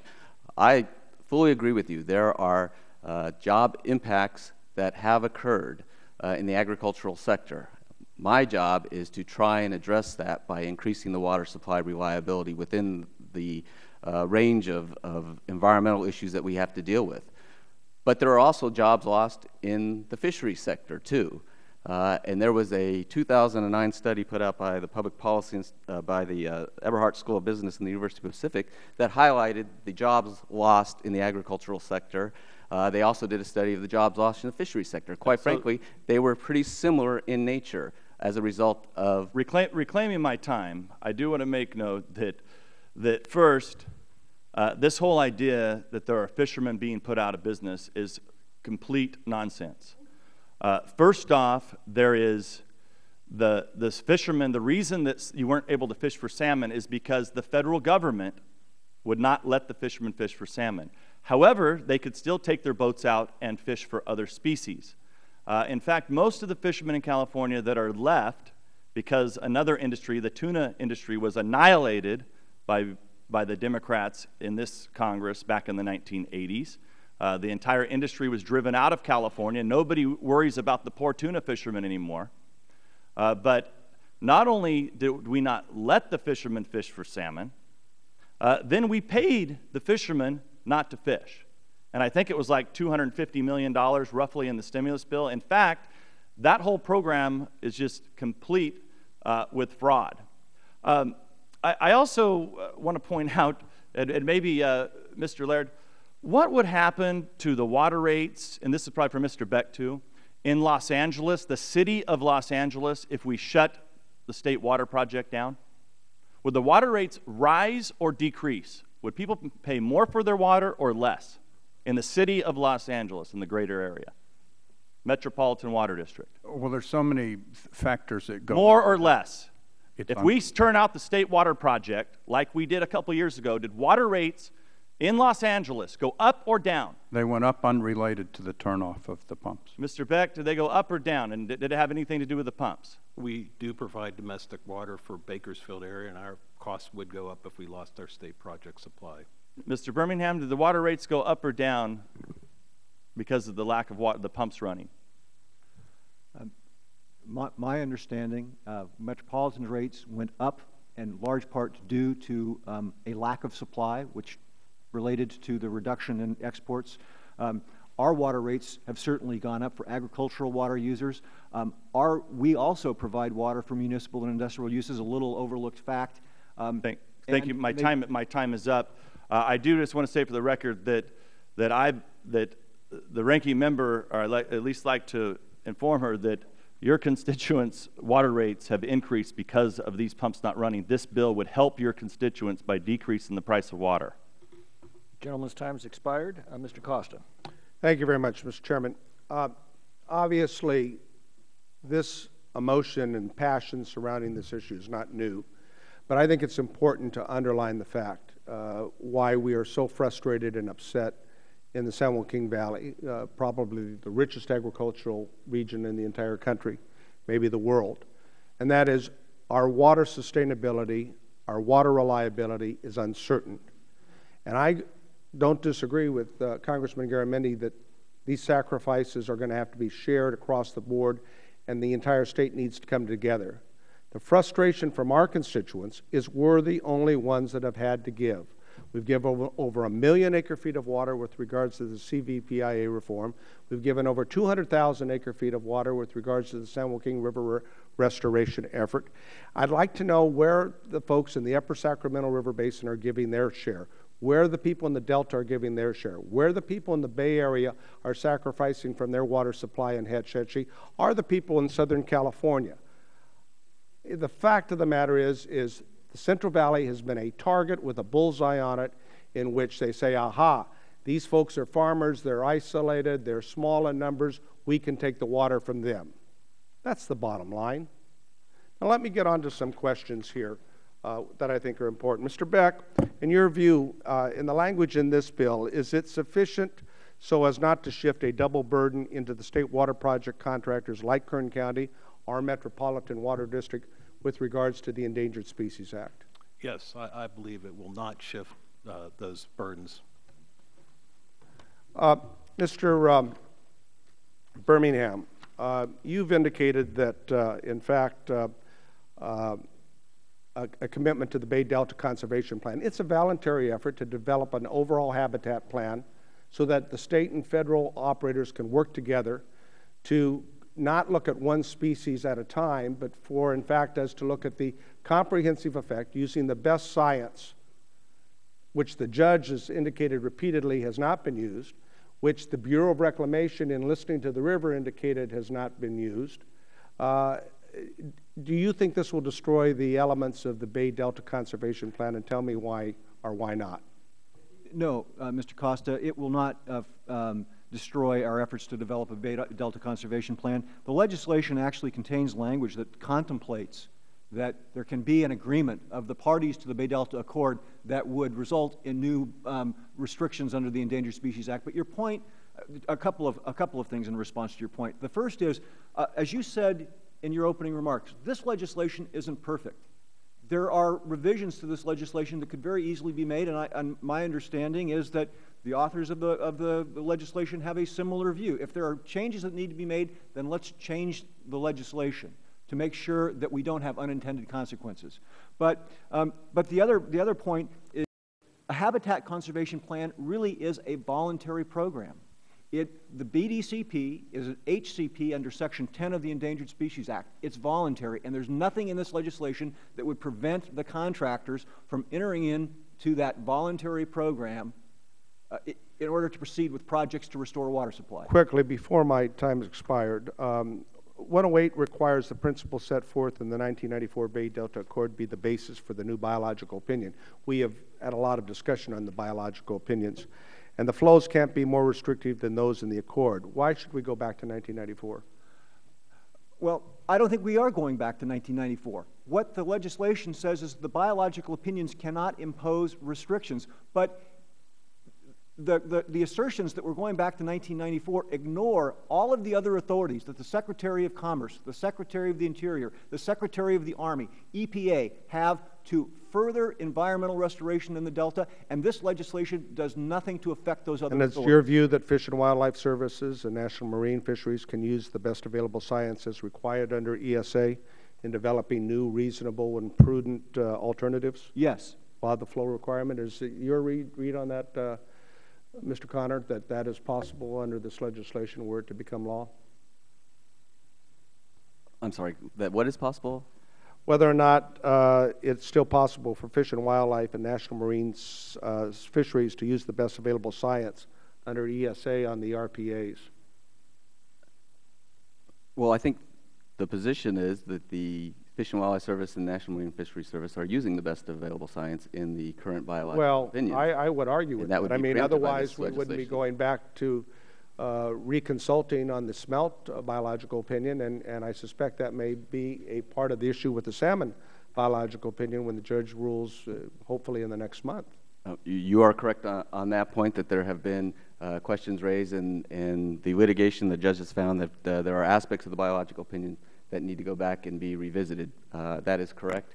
But fundamentally, I think the view is that they, as I mentioned earlier, the foundation of the biological opinions have been upheld as the best available science. Gentleman's time has expired. Mr. Tipton of Colorado. Thank you, Mr. Chairman. I apologize, gentlemen. We're living the experience of having multiple committees at the same time going on. But I had a question for Mr. Birmingham.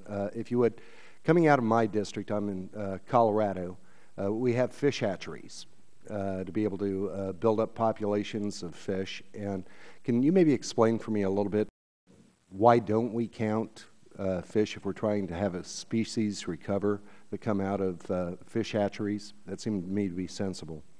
Well, first, Mr. Tipton, I want to say how much I enjoy catching some of those fish raised in your district. The Yampa River is a wonderful hatchery, or fishery, excuse me. But I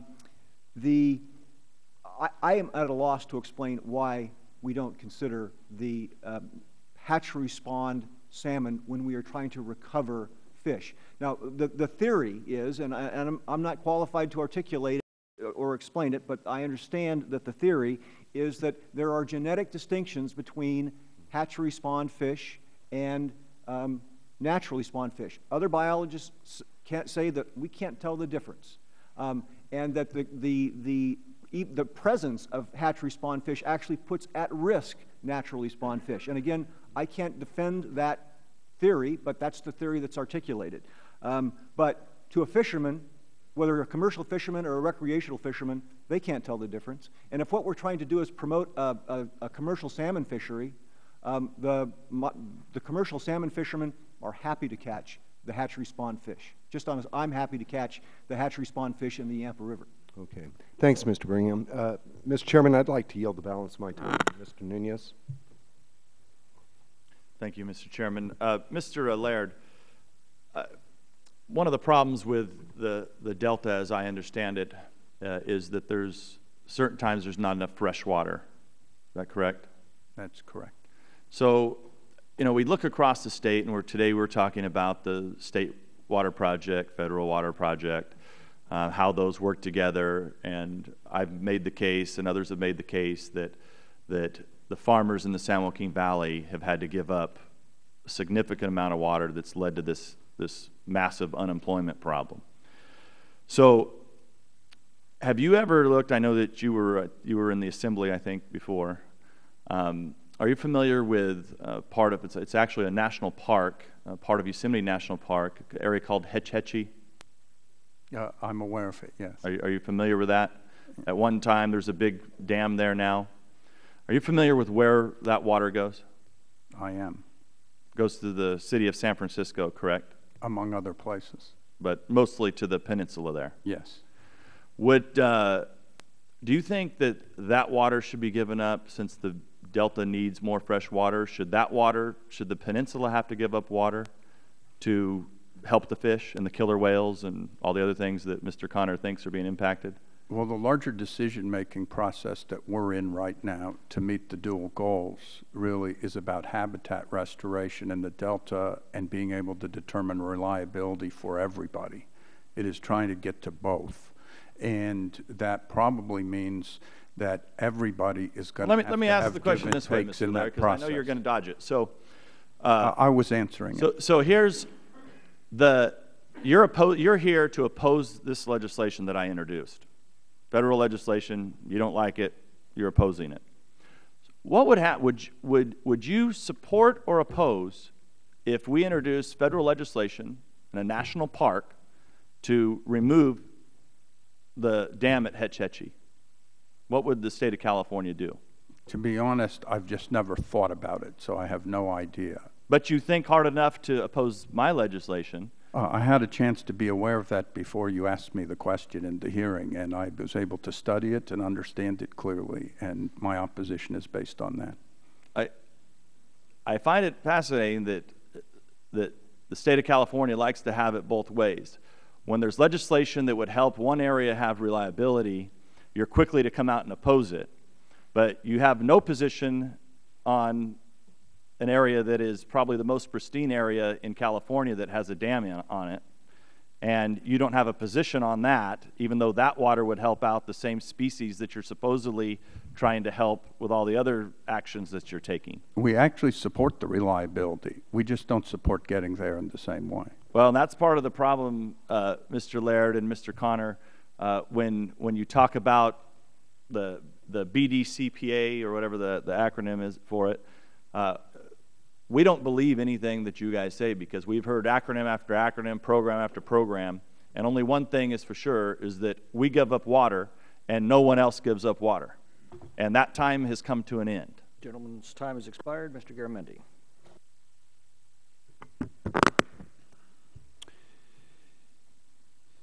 There really are solutions to the water problem in California. There will not be permanent solutions because indeed there are changes occurring, climate change and population change. Many of things have been discussed here. But progress can be made, and in fact it has been made. The state law that passed that's been discussed here is a major change in that it states the dual goals each equal. That is of water security and environmental protection. The state was moving moving forward on that, not without its starts and stops and speed bumps along the way, but making progress. This legislation in its multiple sections derails that progress and does set up a major fight, what I call a war, and I think it is.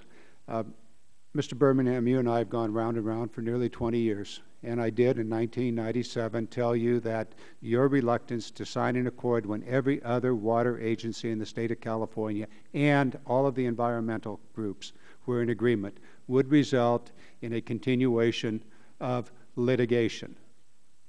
And it has. And here we are today with things unresolved. Now, I'm not asking a question, sir. So here we are, once again caught up in this thing. The San Joaquin settlement is extremely important. It was just less than 2 budget years ago that the law was enacted allowing the federal government and instructing the federal government to engage in the settlement program. Not even 2 budget years have gone by. This year's budget, which is going to be on the floor in the next week, this year's appropriation, which is going to be on the floor in the next week, will diminish the resources available to the Bureau of Reclamation and the Corps of Engineers, as well as the Fish and Wildlife Service, making it less likely that they will be able to carry out their part of the San Joaquin settlement agreement. It's premature, and I think very disruptive for this legislation to tear apart an agreement that took 18 years to put together, and I'll guarantee it once again, say it publicly as I did in '97 when the only agency in the state that refused to accept the settlement that we spent 3 years agreeing to pulled out. I said then, and I'll say it again, if this bill passes and the San Joaquin Settlement Act is derailed, we'll be back in court, and it will not be good for the farmers on the east side. We need to work together on these solutions, and we can. But to derail that settlement is not a wise thing to do. Now, with regard to the state preemption, it is very real. I heard Mr. Beck's testimony on Section 108, heard it very clearly. It's a problem. It's a very real problem if this is to go forward. And it could and almost certainly will put state and federal law in conflict and, under the state law, force the state to carry the burden of protecting the environment of the Delta and beyond. That's not a wise thing to do. We have to work together, both the state and the federal programs. This legislation in total does not get us there. It takes us in exactly the opposite direction. It does preempt state authority in many ways. And by the way, the Trinity River issue is both a state and a federal environmental law that led to the issues on the Trinity River. Those were the environmental laws that did that. We have a very difficult problem in California. We're going to have to spend a lot of money in order to resolve the Delta issues, in order to resolve the San Joaquin issues, in order to engage in recycling in Southern California and conservation throughout the state, and to deal with the realities of climate change and the high likelihood that the ocean level will rise. To get into these kinds of fights, rather than working together on budget issues to bring the money to the state of California to solve the problems, is at best a delay and moves us away from the real target. And I would suggest that this bill, we go through all the debate and all the discussion and all the rhetoric, but at the end of the day, this bill ought to stay right here in committee, and we ought to get about the business of finding the federal money to help solve the problems. And with that, I have no questions, and I'm out of time. We've had a request for a second round of questions, so if you'll bear with us, we'll try to do this again briskly. And the chair will begin. Mr. Birmingham, according to submitted testimony from the city of Redding, California, the Central Valley Project Restoration Fund needs better accountability, in their words, and it's become, again in their words, an endless pot of money. Reading's electricity ratepayers alone have put in over $17 million to the fund, and they're wondering where their money's gone. Would you say the CVP restoration fund's in need of better oversight and reform? Yes. I mean, as an example, the Central Valley Project Improvement Act contains a provision that provides that upon completion of the fish and wildlife habitat restoration measures in Section 3406, which is a laundry list of actions, that the restoration fund payments shall be reduced. That's what the law provides. But there is not any indication that we will ever be able to achieve those goals.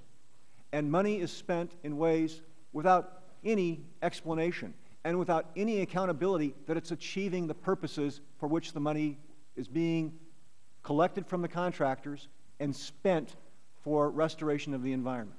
How much of their contracted water are the farmers in your district promised at the moment? 1.193 million acre feet to irrigate approximately 600,000 acres. What's the percentage of their contracted water that they've been promised?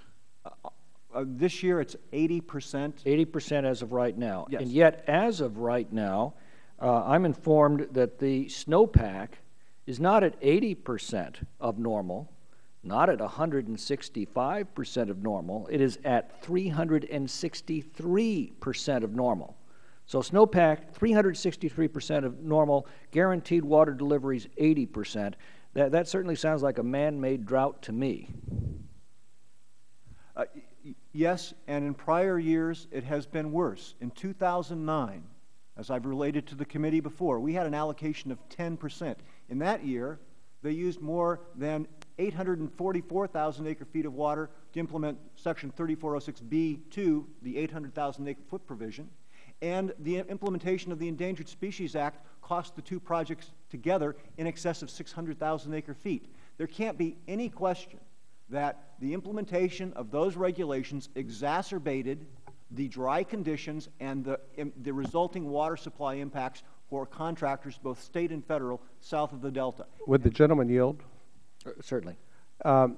And as a result of that allocation of water that was given for the environment and the fisheries, was there any noticeable improvement made with regards to the fisheries? No. In fact, some of those fisheries have continued to decline. Now, salmon have recovered, and I'm sure that proponents of the continued regulation will say, see, these regulations are working. But the salmon, as the chairman indicated at the beginning of this testimony, were affected by conditions in the Pacific Ocean. Salmon declined up and down the west coast of the United States. The operation of the projects certainly do not affect salmon on other streams, even wild streams, streams without any dams. And in those other streams, those salmon are now recovering because conditions in the ocean have improved. And the chair will reclaim its time and yield the balance of it to the gentleman from California, Mr. Nunez. Thank you, Mr. Chairman. I just quickly, I do want to submit for the record, I know that earlier there was a letter from the state legislature opposing this legislation. We also have a letter in support of the legislation. Without objection. That I'd like to submit for the record. And with that, Mr. Chairman, I do want to thank you for holding this hearing. I think it's been very productive, and I would hope that we can move this legislation as quickly as possible to markup. And with that, I yield back. Next is the ranking member, Ms. Napolitano. Thank you, Mr. Chairman. And I'd like to submit for the record a copy of a NOAA report, a study from June 2000, demonstrating the salmon and steelhead population that rely on hatchery productions are not viable, and I ask the question, why? Hatchery salmon can have negative impacts on wild spawn salmon. Salmon outcompete and can be predators of wild salmon. In addition, they reduce the fitness and health of salmon populations, leaving them vulnerable to other stressors as climate change, pesticides, etc. As for the record. Without objection. The second thing I'd like to request is that pursuant to the committee and House rules, we are requesting an additional hearing on this legislation. There's a letter signed by myself, Mr. Markey, Mr. Grijalva, and Mr. Garamendi. Chair would simply say it's interesting to note that the minority, when it was the majority, for 4 years, resisted every effort to take action to resolve the San Joaquin Valley situation. Now they want to hold a hearing. But the ranking member is correct that under the committee rules, they are entitled to hold such a hearing, and we will respond as soon as a date can be set. Thank you. Now, the other questions that I have is, Commissioner Connor, how does Section 203 direct the Secretary to seize any action to implement the settlement agreement, affect the legal status of the settlement itself? Could this lead to the renewed litigation, and who would pay for that litigation, ultimately? I'm not exactly sure how that repeal would affect the situation on the San Joaquin. I think it's safe to say that it would likely result in going back to more litigation than what presently exists under the San Joaquin settlement. I think Secretary Leard indicated that with the Price-Cologne Acts, the state law that is not preempted in this situation, that may be the basis for some claims or action on the San Joaquin River. We have a program right now that provides some level of certainty of restoration activity in the river, as well as trying to meet water management goals to minimize the impact of that restoration activity. We intend to move forward with that. I think that provides a lot more certainty in the future to address the issues on the San Joaquin River than repealing the existing settlement and allowing the water lawyers in the state of California to have a field day. Thank you. If the Secretary is required to renew these long-term water rights contracts in perpetuity, as you're saying, the attorneys would be having a field day. Would this make it more difficult for the government to adapt the changing conditions in California over time?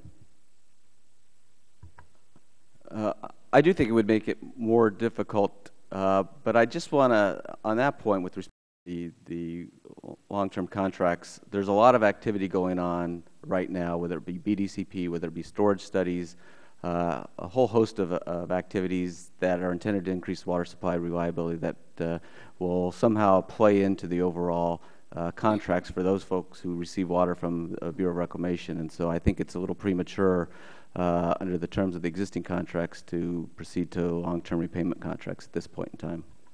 Thank you. And I have information from Governor Schwarzenegger's office that in California, the salmon fishery closure in 2008 and 9 resulted in over 500 million economic loss, over 5,000 jobs, or 100% unemployment.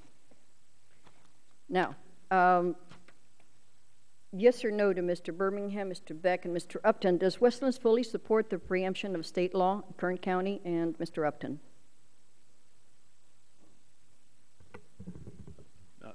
Ranking Member, I think I was very specific in my testimony that we did. Yes or no, sir? Yes. I would refer to Mr. Denham. Elections make a difference. He was elected in our, yes or our no, area, sir? And I would agree with whatever he says, and this bill supports that. Westlands supports the preemption provisions that are contained in which means yes. 1837. Thank you, sir. Mr. Nunez, my colleague, indicated that the majority in the last few years has been doing all sorts of things, but I must remind him that in 1989, when I came into Congress, nothing was being done at that time. And it has changed from the fault of the Delta smelt now to many other stressors. And to Mr. Upton, overdrafting of the aquifers is a great issue for me and for my subcommittee of folks.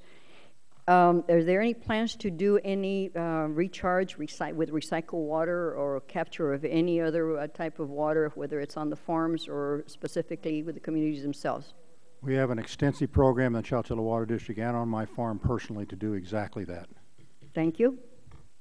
Gentleman's time is expired. Gentleman from California, Mr. Denham.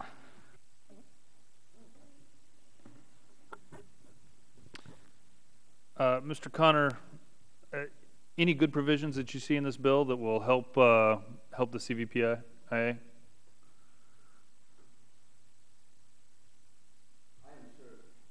sorry. I'm sure that there are some provisions in the bill that we could work on together. I think the widespread provisions about preemption or sufficiency and going back to the 1994 Bay Delta Accord overshadow those provisions, but I would certainly be willing to look at some of the details more closely in the bill, and we have, and engage in a discussion with you and your staff and the other supporters of the legislation, and see if there is some provisions that we can work on together. Well, certainly, you know, we want to come to a solution on this. So for the record, I would just like to hear what, obviously you've looked at this bill in detail before you came here to testify before this committee. There's, you know, as you said, there are some areas of agreement. What are those areas of agreement? I think the metering provisions that are in the bill, I think I would be willing, and this is something that we would have to think through, and I'm sure I would get plenty of input from others about the tiered pricing provisions. I think also the reform of CVPI with respect to restoration fund, it's something, given the reports that we've had, that demonstrate our lack of success in achieving the goals of the CVPIA. We have certainly looked at the restoration fund and the idea of a scientific-based advisory board to help us guide some decisions. I think overall we have to restructure the CVPIA programs with anadromous fish and refuges to take a broader-based scientific look at those provisions, and so we would certainly be willing to look at those items also. Thank you. I look forward to working with you. We have to come to a solution on this, and we certainly want to work with the administration on developing a solution. Mr. Laird, you and I have known each other for a great deal of time. I found your comments on Hetch Hetchy interesting. I know with your environmental background and many of the things that you worked on in the state legislature that obviously you've had a great deal of focus on Hetch Hetchy. And I was even looking up here, you know, at some of the comments from the NRDC and Aquafornia and some of the letters that they've sent you in your most recent position. You must have made some statements in the past on whether or not we should tear down Hetch Hetchy. Have you not? I actually haven't, because I had enough problems without taking on an additional one of that size. And I think it's fair to say one other thing, and that is that when I was in the legislature, I represented primarily 2 counties, one of which that you also represented, that did not import any water, whether it was state or federal. And I used to be having problems with the fact that we would have to throw kids off health care, cut schools, pay 100% for our water, and then pay for other people's water. And now as a statewide official, I support that. And so I think it's very fair to acknowledge that there were 2 different interests from when I was in the legislature and now being a statewide official. Certainly I can respect the fact that there's certainly 2 different interests here, and I won't hold you to the Hetch Hetchy issue since there's not a current proposal out there from Congress, but there is a proposal out there on Exchequer, 70,000 more acre feet just by raising it 10 feet. It's a bipartisan bill. I'm sure you've looked at that already. You know, I'd love to have your comments on that. I mean, that is the simplest of projects, 100% paid for by ratepayers, no cost to you as a state, no cost to the federal government. That ought to be the simplest of new water storage projects. You have a position on that? I don't have a position, but I'd be happy to work with you on one. Thank you. I yield my time to Mr. Nunes. Thank you, Mr. Denham. We know that Mr. Laird and Mr. Connor, we know by the testimony, it's obviously the Obama administration's position and the Jerry Brown administration's position to continue to starve the San Joaquin Valley of water. That's clear. It's been clear for a long time. I found it interesting to see that the minority, Mr. McClintock actually pointed this out, that the minority now is requesting under the rules to have another hearing on this legislation after going for years without having any hearings and ensuring that Mr. Birmingham's district basically ran out of water and farmers went broke and people were unemployed. I would suggest at the hearing, Mr. McClintock, if we do have another hearing, that we invite the people who have been paying more for water in Los Angeles because of these regulations. I think we ought to invite the city of San Francisco in to see if they'd like to donate some of their water to the cause. So we could have another very interesting hearing if they'd like to do it. But note that this is all about stalling and not about making progress. The gentleman's time has expired. The minority is within its rights to request another hearing, and the gentleman's suggestions on additional witnesses will be taken under advisement. Chair recognizes Mr. Costa. Thank you. Let me make a comment as it relates, again, to Title I and Title III, and then I'd like to focus on Title II. You know, I think we've rehashed a lot of what's transpired over the last 20 years, but just as an observation, and there are many other points, but we talked earlier about CVPIA reform and B2. I remember in a conversation that I had with then Undersecretary Garamendi back in 1997, and it's just a fundamental difference. The 800,000 acre-feet of water that was allocated under B2, we always viewed as a ceiling, And he made it very clear to me that he always viewed it as a floor. And with a ceiling of 800,000 acre-feet, we were willing to comply with our agreement. And we even further stipulated that we would set up a separate environmental water account. But the difference is that people would buy the water. We'd have to justify a reason to purchase the water for the environmental purposes. And that just basically is the heart of so many fundamental differences there as to who shares the sacrifice and who ends up paying. Now, as it relates to Title II, Mr. Connor, we've provided initial money. We know the history of that 6 years ago, the negotiation settlement that Mr. Upton referred to, the codification that occurred 2 years later. We have a sum total of a little over $300 million available. I'm very concerned in light of the budget difficulties we have now that the additional $500 million for up to fiscal year 2018 will not be available. Have you thought about this? Today, the Subcommittee on Appropriations zeroed out the funding for the restoration on the San Joaquin River. Thank you, Congressman Costa. We have thought a lot about the funding for San Joaquin River restoration. As you point out, the restructuring of the contracts in the Front Division have brought in already about $174 million, I think, and we're expecting $227 million. No, I know, but to the point, we know what the numbers are. I've got the sheet here. We can pass it out. I'm just saying, what if that's the only amount of money available left? Well, I think it's not. We obviously have a different perspective in the administration from the Appropriations Committee. We have added money in our 2011 spending plan, $5 million. We've added money to our 2012 budget, $9 million. We have the $88 million of mandatory funds. The point, Mr. Connor, is and I understand, you're implementing the law. You're doing the best you can, and I don't argue that point. But we have to look at the budget for the entire country, and we're going to have to make cuts across the board in every other area. And I'm just saying, as I indicated in my opening statement, 5 years later, and Mr. Leard, you know the state of California has its own budget difficulties. When we're trying to weigh funding health care, when we're trying to weigh funding other critical issues, and we're talking about beyond the money from the restoration fund that the water users are paying, beyond the $100 million the state's committed, beyond the money that the federal government has already appropriated, where is that other $500? I think those are going to be tough questions. It won't be your responsibility, Mr. Connor, because you're simply to implement what is appropriated and to do forth. But the rest of us have to make the tough decisions. And I'm saying that I could foresee a condition in which the additional money will not be there.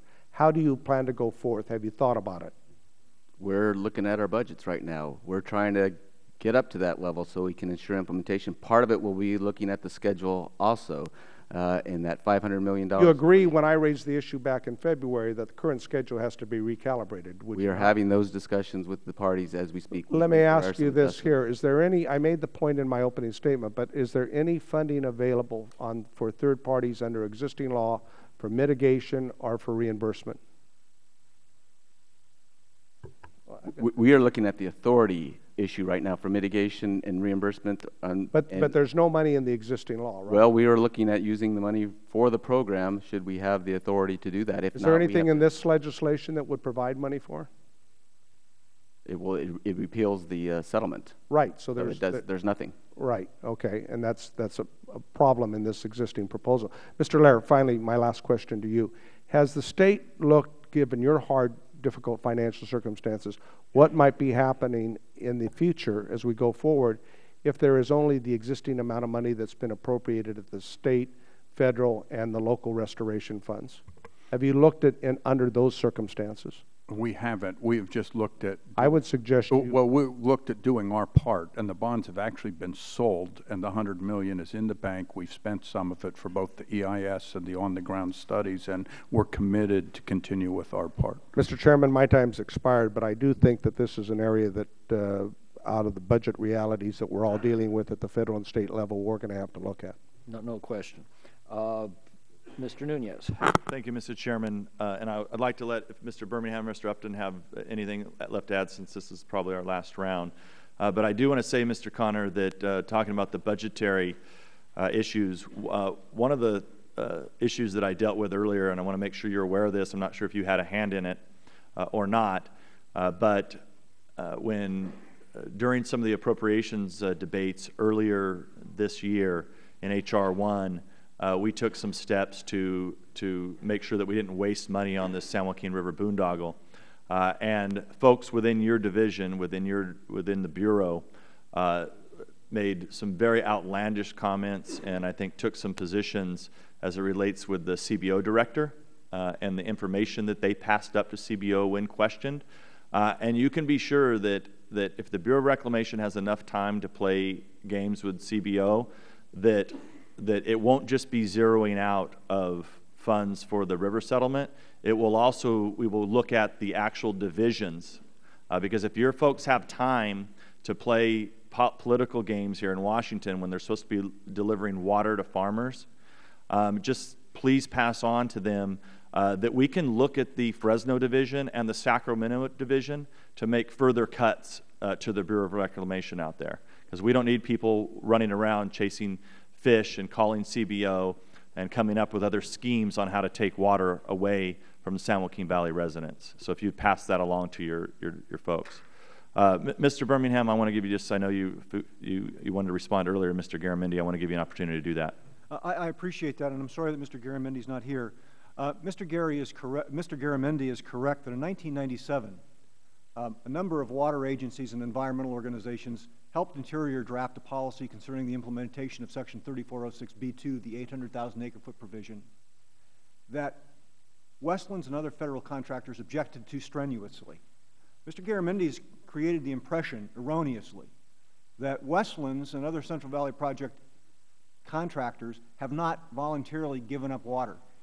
Under the Accord, Westland's share of the 1 million acre feet in a dry year under the Accord is approximately 320,000 acre feet of water. We voluntarily gave up in 1994.